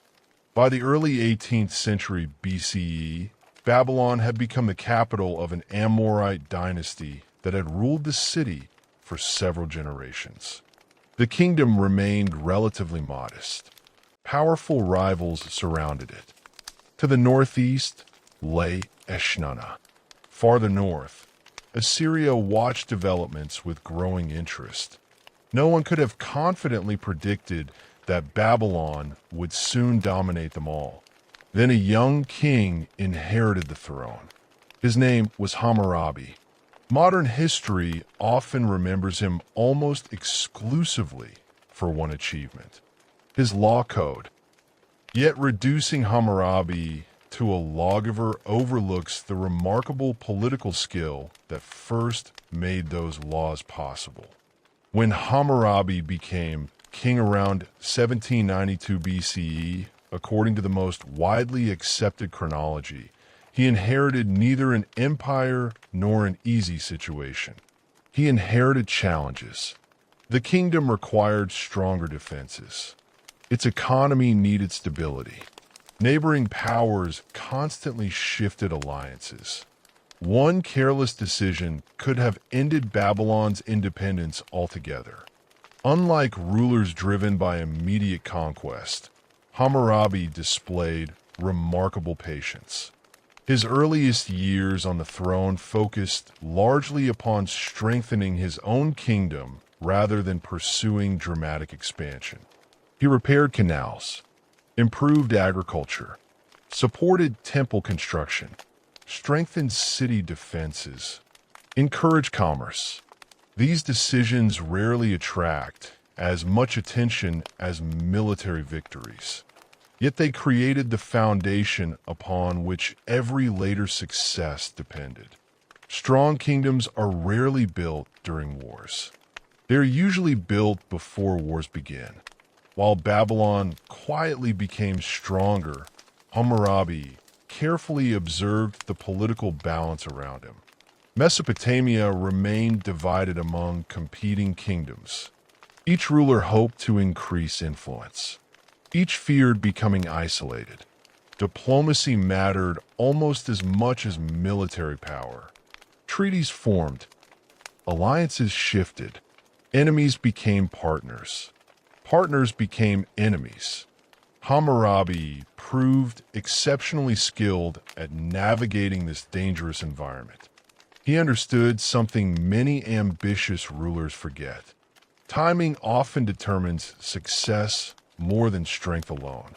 Rather than attacking every rival simultaneously, he waited, patiently, watching, calculating. Several neighboring powers found themselves weakened by conflicts elsewhere. Elam, the long-standing kingdom to the east, intervened in Mesopotamian politics, launching campaigns that disrupted the fragile balance among Babylon's rivals. Cities that had once threatened Babylon suddenly found themselves exhausted. Hammurabi moved decisively. His campaigns unfolded over several years rather than in one dramatic invasion. First came victories against nearby opponents. Then attention shifted toward larger rivals. Larsa, long one of southern Mesopotamia's dominant kingdoms, eventually fell beneath Babylonian authority. Its fertile lands, its prosperous cities, its irrigation systems, all became part of Hammurabi's growing realm. Next came Eshnunna. Other territories followed. One by one, kingdoms that had competed for generations disappeared into a new political order centered on Babylon. By the closing years of Hammurabi's reign, something extraordinary had happened. For the first time since the days of UR3, much of Mesopotamia once again stood united beneath a single ruler. Only now the center of power had shifted. No longer UR. No longer Akkad. Now Babylon stood at the heart of the ancient world. Military success alone, however, never fully explains Hammurabi's reputation. Many kings conquered cities. Far fewer built lasting systems. Hammurabi understood that ruling conquered peoples required legitimacy. Force could seize territory. Justice, or at least the appearance of justice, could help keep it. His inscriptions consistently describe him in deeply moral language.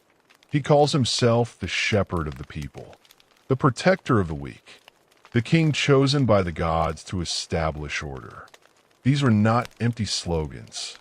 They reflected how Mesopotamian kingship ideally understood itself. A ruler existed not simply to command. He existed to maintain balance. That balance extended into religion. Babylon's chief deity, Marduk, rose dramatically in importance during Hammurabi's reign. Earlier generations had honored Marduk primarily as the patron god of Babylon itself.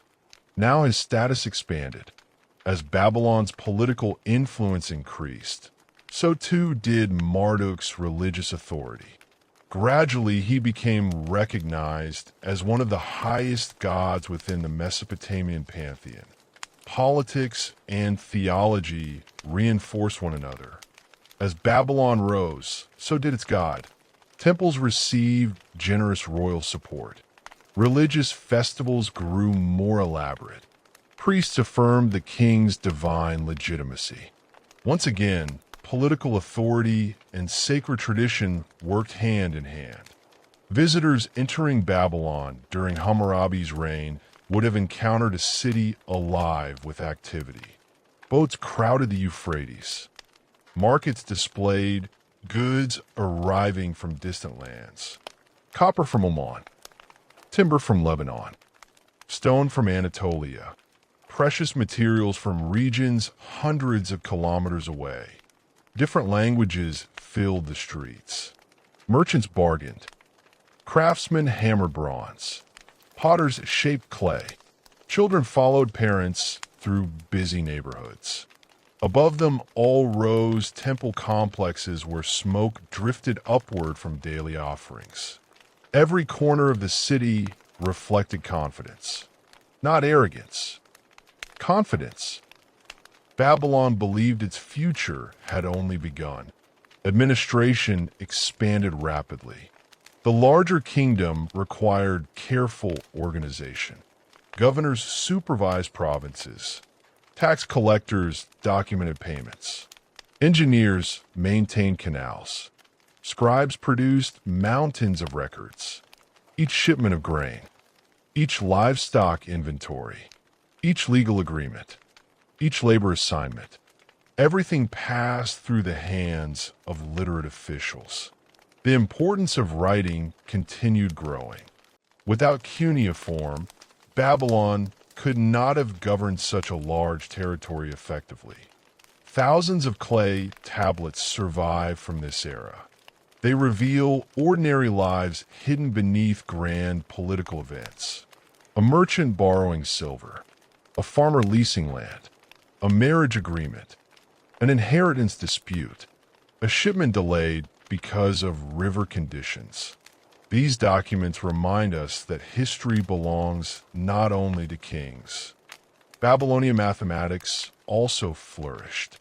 Building upon earlier Sumerian achievements, scholars refined techniques capable of solving remarkably sophisticated problems.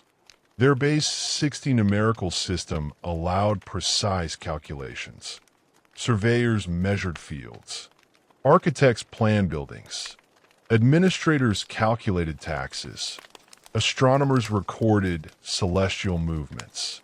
Some surviving mathematical tablets contain solutions to problems that modern students would recognize as algebra.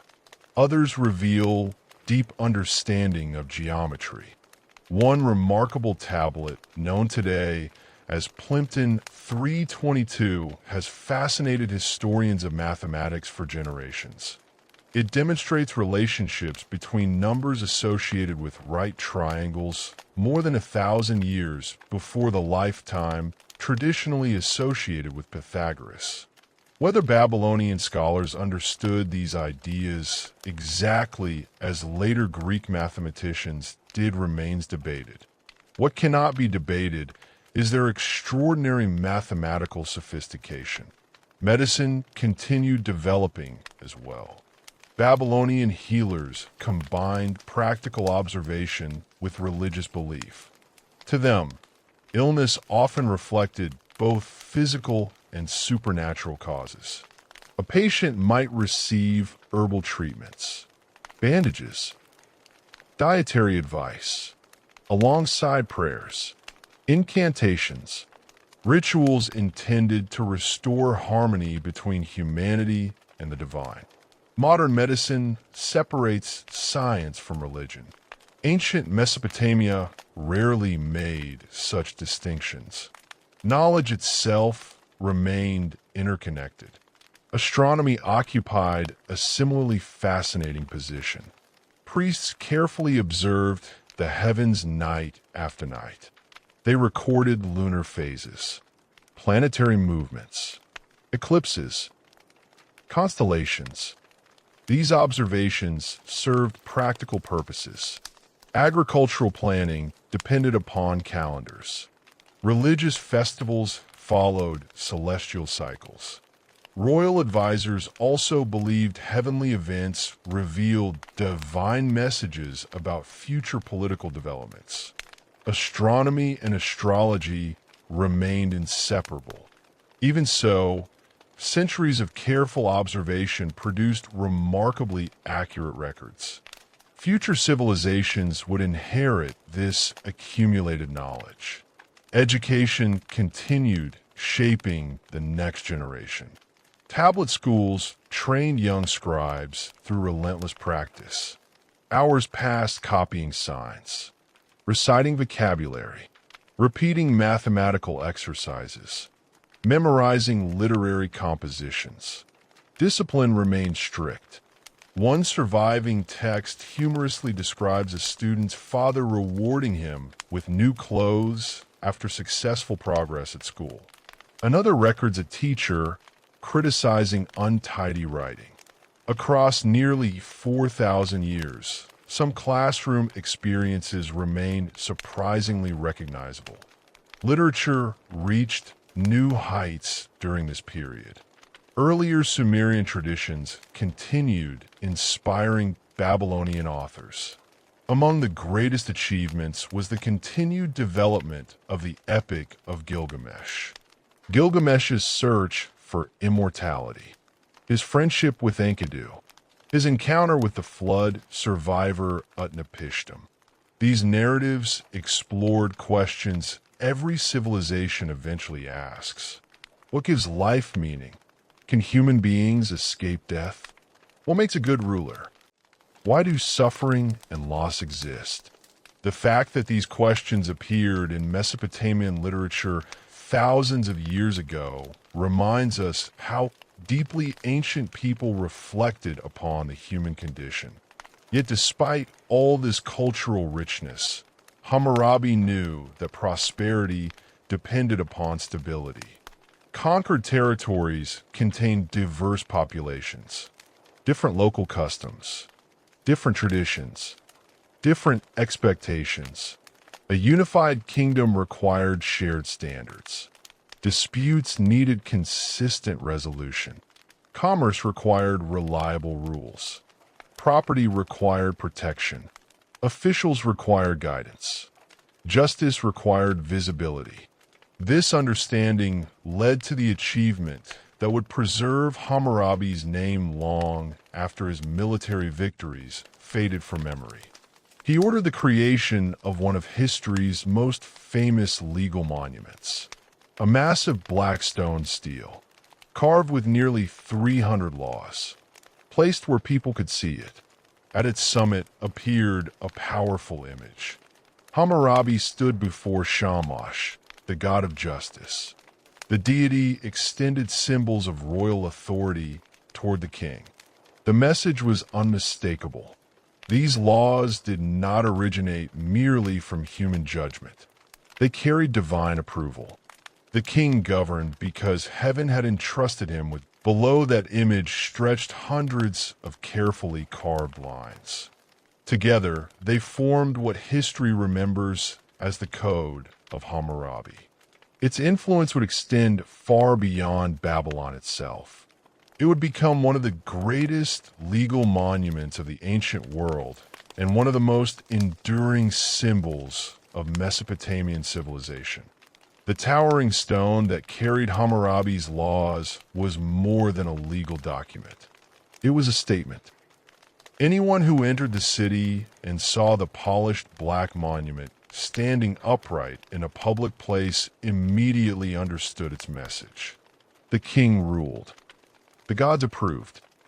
Justice had a visible foundation. For thousands of years before this moment, people had settled disputes through local customs, oral traditions, and the decisions of respected elders. Earlier rulers, including Uar-Nammu and Lipit-Ishtar, had already issued written laws. Hammurabi was not inventing the idea of legislation. What he accomplished was something different. He created the most comprehensive legal collection the ancient world had yet seen. Its influence became so great that even centuries after Babylon's political power declined, scribes continued copying the text as part of their education. Today, when people hear the phrase code of Hammurabi, they often think immediately of one expression: an eye for an eye, a tooth for a tooth. That phrase certainly appears within the broader legal tradition associated with the code. Yet focusing only on those famous words overlooks the extraordinary complexity of the document. The code contains nearly 300 separate laws. Together, they reveal a civilization concerned with almost every aspect of daily life. Contracts, marriage, inheritance, agriculture, trade, construction, medicine, slavery, adoption, debt, employment, property, crime. No matter where someone stood within Babylonian society, some part of the code almost certainly affected everyday life. The document begins with a lengthy introduction. Rather than immediately listing laws, Hammurabi explains why he rules. He declares that the great gods Anu and Enlil entrusted supreme authority to Marduk, the patron god of Babylon. Marduk then selected Hammurabi to establish justice throughout the land. The king presents himself as a shepherd, a protector, someone called to prevent the strong from exploiting the weak. Whether every official consistently lived up to those ideals is another question entirely. History reminds us that written principles and lived reality often differ. Even so, the ideals themselves mattered. Governments increasingly justified authority through justice rather than force alone. Many laws dealt with practical economic life. Imagine a merchant lending silver to finance a trading expedition. What if the borrower refused repayment? What if goods were stolen during the journey? What if a shipment never arrived? The code addressed situations like these. It outlined responsibilities, specified penalties, defined expectations.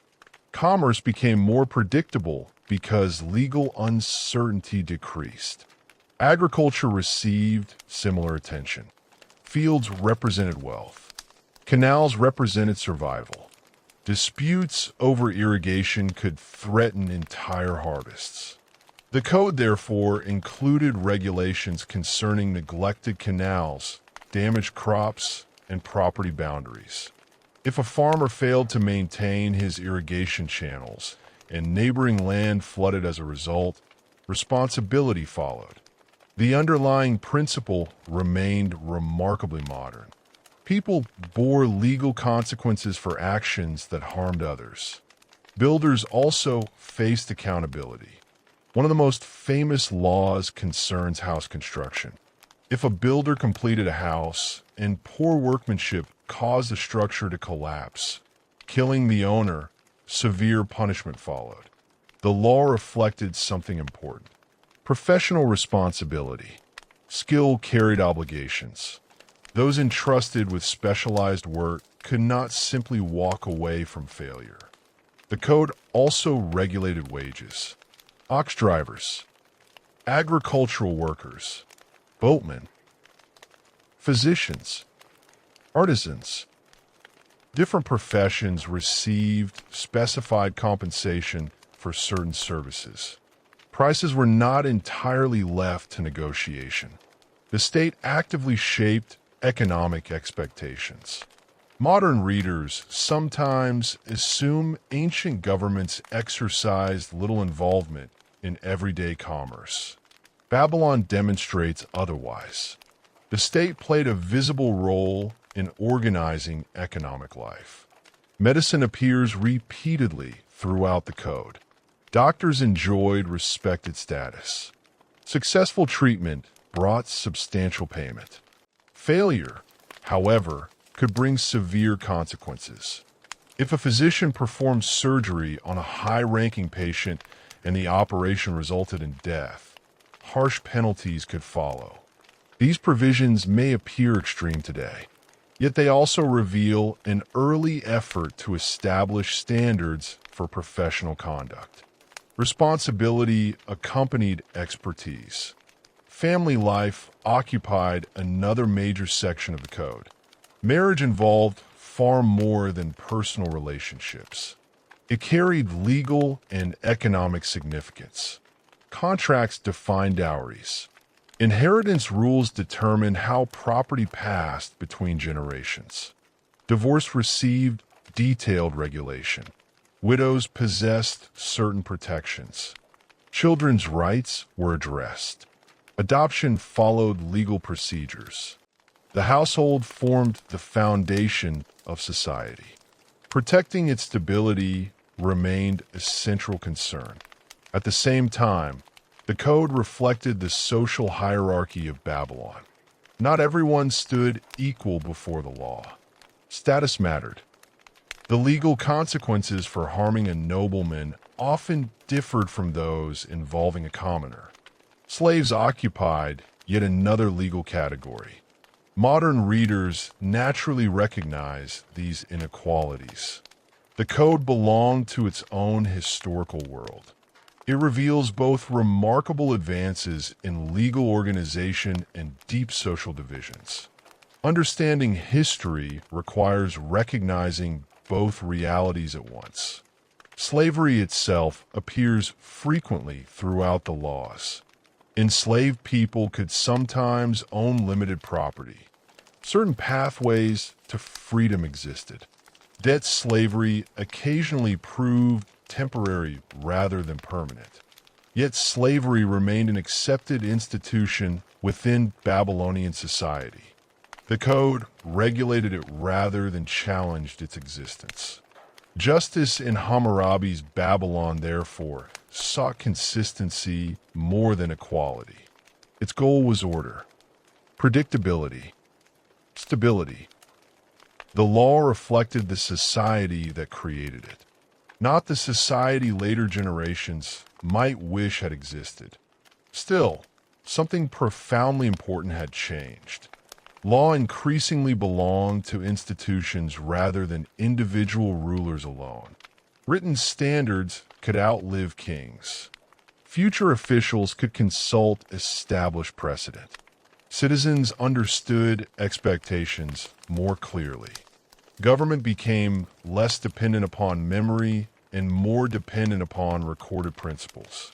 That transformation would influence civilizations for thousands of years. After the legal text itself comes a remarkable conclusion. Hammurabi addresses future rulers directly. He urges them to preserve the monument, to respect its laws, to continue protecting justice. He warns that any king who destroys or alters the inscription risks terrible punishment from the gods. The message extends beyond one lifetime. Justice should survive the ruler who established it. Perhaps the most fascinating aspect of the code lies not in its punishments, but in its existence. Imagine standing before that stone nearly 4,000 years ago.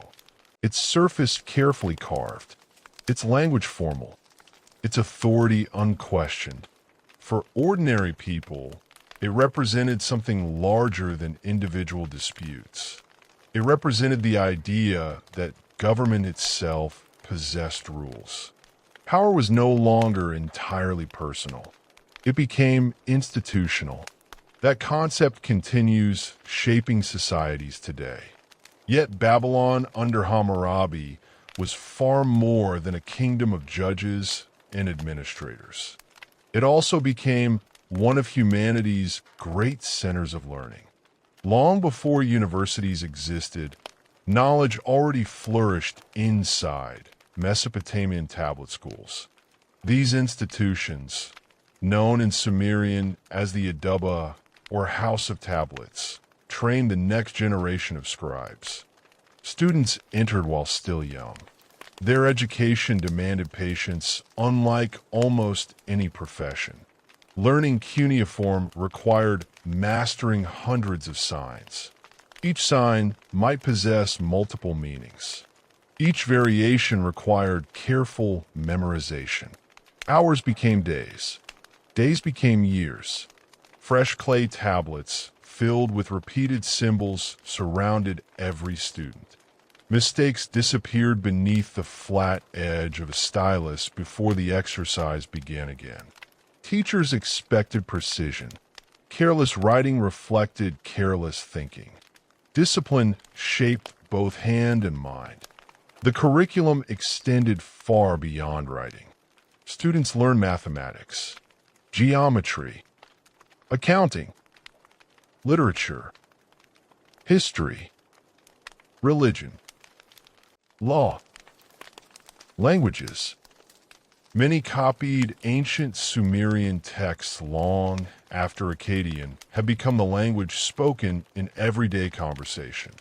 In doing so, they preserved traditions already ancient during their own lifetimes. Without these schools, much of Mesopotamian civilization would have disappeared forever.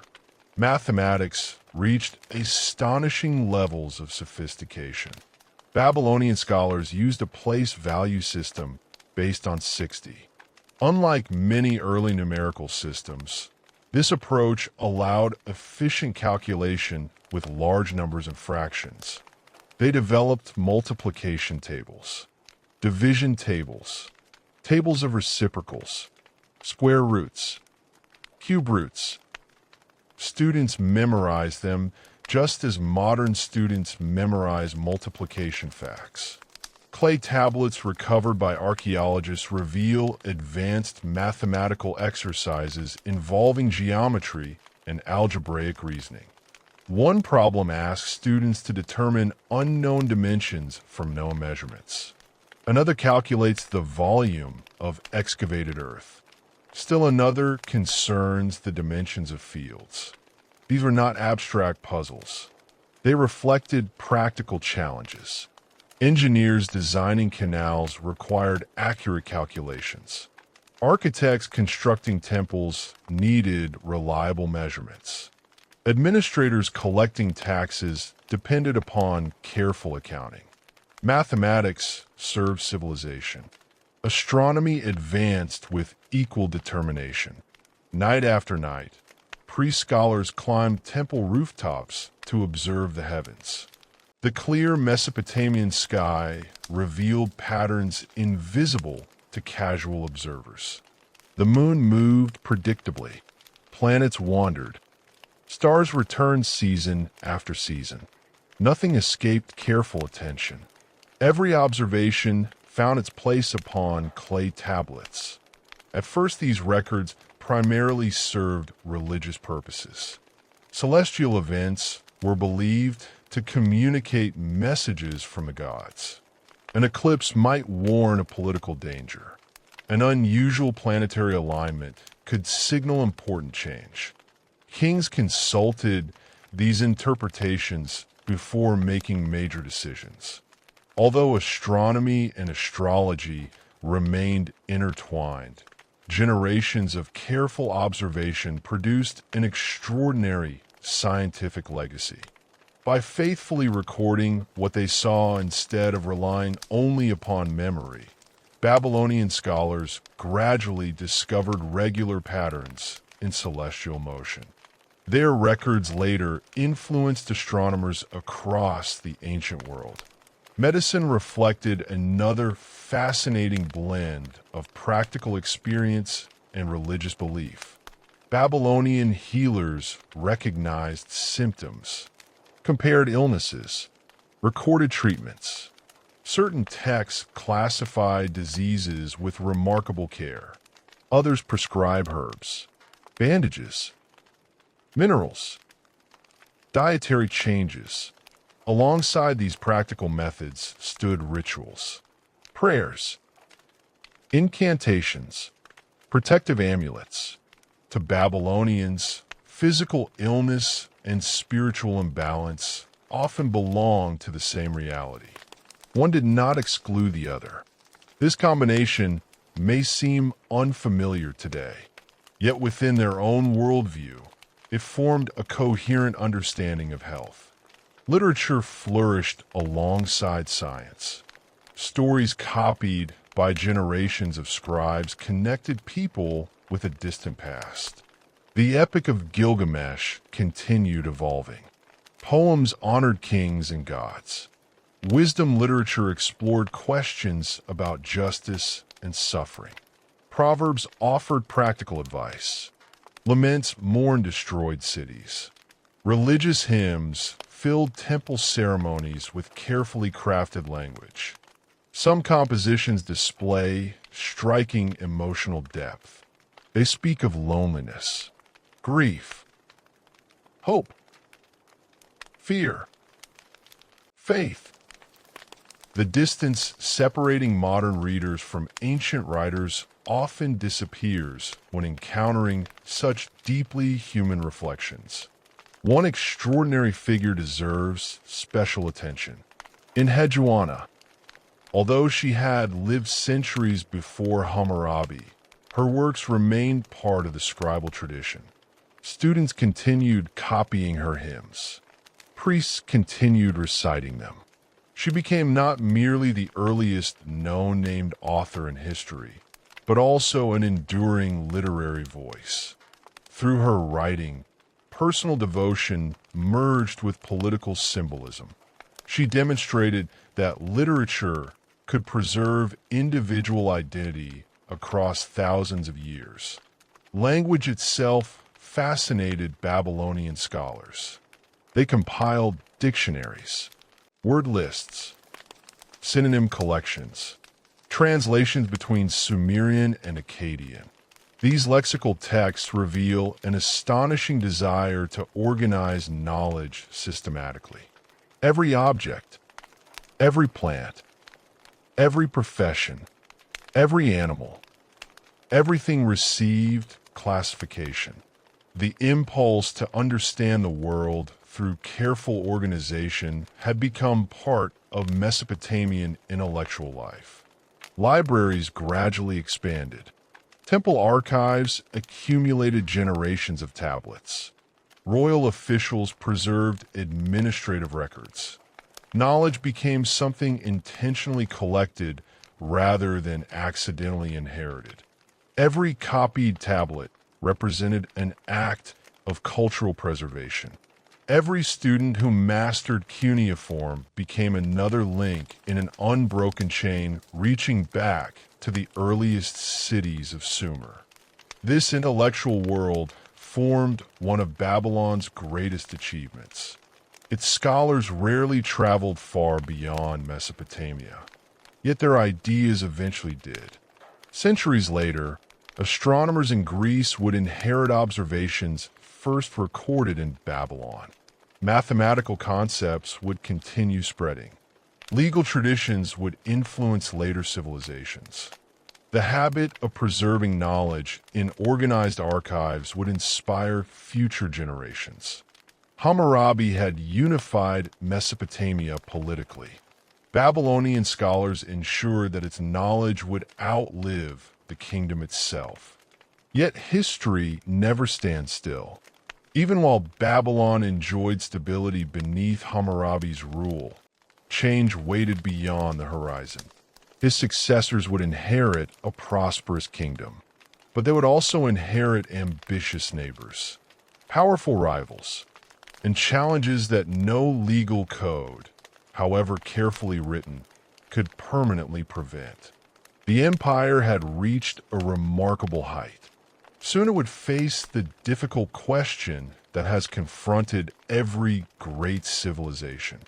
How long can greatness endure before history demands another beginning? After the death of Hammurabi, the empire he had carefully built gradually weakened. His successors struggled to hold together the territories he had conquered, and neighboring kingdoms quickly sensed an opportunity. Rebellions spread across the region. Old rivals regained their independence, and Babylon's influence steadily declined. Around the middle of the 16th century BCE, the Hittites marched into Babylon, captured the city, and then withdrew, leaving behind a political vacuum. Into that vacuum came the Kassites, a people from the Zagros Mountains. Rather than destroying Babylonian culture, they embraced it. They adopted the Akkadian language for administration, honored Babylon's gods, restored temples, and governed for more than 4 centuries, making their dynasty the longest in Babylonian history. Under Kassite rule, Babylon remained a respected center of religion, learning, and diplomacy. Its kings exchanged gifts and royal marriages with Egypt, the Hittites, and other great powers of the Late Bronze Age, while scribes continued preserving Mesopotamia's ancient traditions. Meanwhile, farther north, another power was steadily growing. The city of Ashur, originally a center of trade, transformed into the heart of a disciplined and increasingly ambitious kingdom. Assyrian merchants had already established long-distance trading colonies across Anatolia, demonstrating remarkable organizational skill. Over time, however, commerce gave way to conquest. Kings such as Ashur-uballit I, Adad-nirari I, Shalmaneser I, and Tukulti-Ninurta I expanded Assyrian territory through carefully organized military campaigns. The Assyrian state developed an efficient bureaucracy, a professional army, and a powerful ideology that presented the king as the chosen representative of the national god Ashur. The wider ancient world then entered a period of crisis known today as the Late Bronze Age collapse. Powerful kingdoms disappeared, trade networks broke apart, and cities across the eastern Mediterranean were abandoned. Mesopotamia suffered as well, but unlike many neighboring civilizations, it survived. Its cities shrank, its politics fragmented, but its traditions endured. Writing continued. Temples remained active. Agriculture adapted. The civilization bent under pressure without breaking. Out of this resilience emerged the Neo-Assyrian Empire, one of the most formidable military powers in history. Beginning in the 9th century BCE, rulers such as Ashurnasirpal II, Shalmaneser III, Tiglath-Pileser III, Sargon II, Sennacherib, Esarhaddon, and Ashurbanipal transformed Assyria into an empire stretching from the Persian Gulf to Egypt. They built roads, provincial governments, communication networks, and one of the most efficient administrative systems the ancient world had ever seen. The Assyrian army became legendary. Professional soldiers, siege engineers, cavalry, archers, and iron weapons gave it enormous advantages over its enemies. The empire also became known for its deliberate use of fear. Royal inscriptions described conquered cities destroyed, rebellious rulers punished, and populations deported. These actions were intended not only to defeat enemies, but to discourage future resistance. Sennacherib moved the imperial capital to Nineveh and transformed it into one of the greatest cities of the age. He constructed magnificent palaces, expanded canals, and built impressive defensive walls. Yet his destruction of Babylon after repeated revolts shocked even many within Assyria. His son Esarhaddon later reversed this policy, rebuilding Babylon and restoring its temples. Under Ashurbanipal, Assyria reached both its greatest territorial extent and its intellectual peak. Unlike many kings before him, Ashurbanipal was highly educated. He collected thousands of clay tablets from across Mesopotamia and created the famous Library of Nineveh. Within its rooms were preserved works of literature, science, medicine, astronomy, religion, and law, including the most complete surviving version of the Epic of Gilgamesh. Ironically, when Nineveh later fell and its buildings collapsed, the buried clay tablets survived beneath the ruins, preserving priceless knowledge for future generations. Despite its immense strength, Assyria could not escape the pressures of overexpansion. Civil wars weakened the royal family. Subject peoples rebelled. New powers emerged. In 612 BCE, an alliance of Babylonians and Medes captured Nineveh after a devastating siege. Within only a few years, the Assyrian Empire disappeared, ending one of history's greatest military states. From Assyria's collapse rose a revived Babylon under the Chaldean dynasty. Nabopolassar secured Babylon's independence, and his son, Nebuchadnezzar II, transformed the kingdom into the dominant power of the Near East. He defeated Egypt, extended Babylonian authority across the Levant, and captured Jerusalem, leading to the Babylonian exile remembered in Jewish history. Nebuchadnezzar devoted enormous resources to rebuilding Babylon. Massive defensive walls surrounded the city. The magnificent Ishtar Gate, decorated with brilliant blue glazed bricks and reliefs of dragons and bulls, became one of the ancient world's architectural masterpieces. The processional way, the great temples of Marduk, and the towering ziggurat, known as Etemenenki, reflected Babylon's renewed glory. Ancient writers also associated Nebuchadnezzar's reign with the legendary Hanging Gardens, though historians continue to debate whether they truly existed as later described. Following Nebuchadnezzar's death, political instability returned. His successors lacked his authority, and internal divisions weakened the kingdom. The final Babylonian king, Nabonidus, alienated many by favoring the moon gods and over Babylon's traditional chief deity, Marduk, and by spending years away from the capital. While Babylon struggled, a new power rose in the east. Cyrus the Great united the Persians and Medes into the Achaemenid Empire, then expanded with remarkable speed. In 539 BCE, Persian forces entered Babylon with little resistance. Rather than destroying the city, Cyrus presented himself as a legitimate ruler chosen by Marduk. He restored temples, respected local customs, and allowed displaced peoples, including the Jewish exiles, to return to their homelands. The conquest marked the end of independent Mesopotamian rule, but not the end of Mesopotamian civilization. Even under Persian administration, Babylon remained an important center of culture and learning. Over the centuries that followed, however, Greek, Parthian, and Roman influence gradually replaced older traditions. Cuneiform writing slowly disappeared. The temples fell silent. The great cities declined. Wind and sand covered palaces that had once ruled the world. Yet Mesopotamia's greatest monuments were never its walls or its armies. Its greatest monuments were its ideas. Here, humanity developed the first cities large enough to require organized government. Here, writing emerged from simple records into literature, history, and science.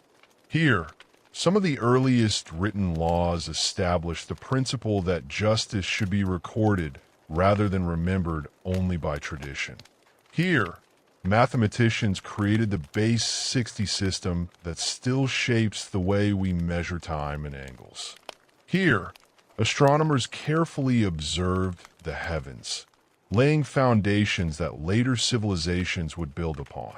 Here, epic literature explored friendship, mortality, power, and the search for meaning long before many of the world's greatest philosophical traditions emerged. Mesopotamia demonstrated that civilization was not a single invention, but a continuous process of adaptation, cooperation, and imagination. Every generation inherited knowledge from those before it, improved it, and passed it forward. The Sumerians, Akkadians, Babylonians, and Assyrians each contributed to that unbroken chain. Today, the cities of Uruk, Babylon, Nineveh, Ashur, and Nippur exist mostly as archaeological sites. Their palaces have fallen. Their temples stand in ruins. But the civilization they created remains deeply woven into the modern world. Every written record, every legal system built on codified laws, every clock dividing hours into 60 minutes, and every effort to preserve knowledge in libraries carries a faint echo of the people who first built enduring societies between the Tigris and Euphrates. The story of Mesopotamia is not simply the story of an ancient land. It is the story of humanity learning how to live together on a scale never attempted before. It is the story of the first cities, the first empires, the first written histories, and the first great experiments in organized civilization. Though its kingdoms rose and fell, its legacy never disappeared. It continues to shape the world today, reminding us that the foundations of civilization were laid thousands of years ago in the fertile land between two rivers.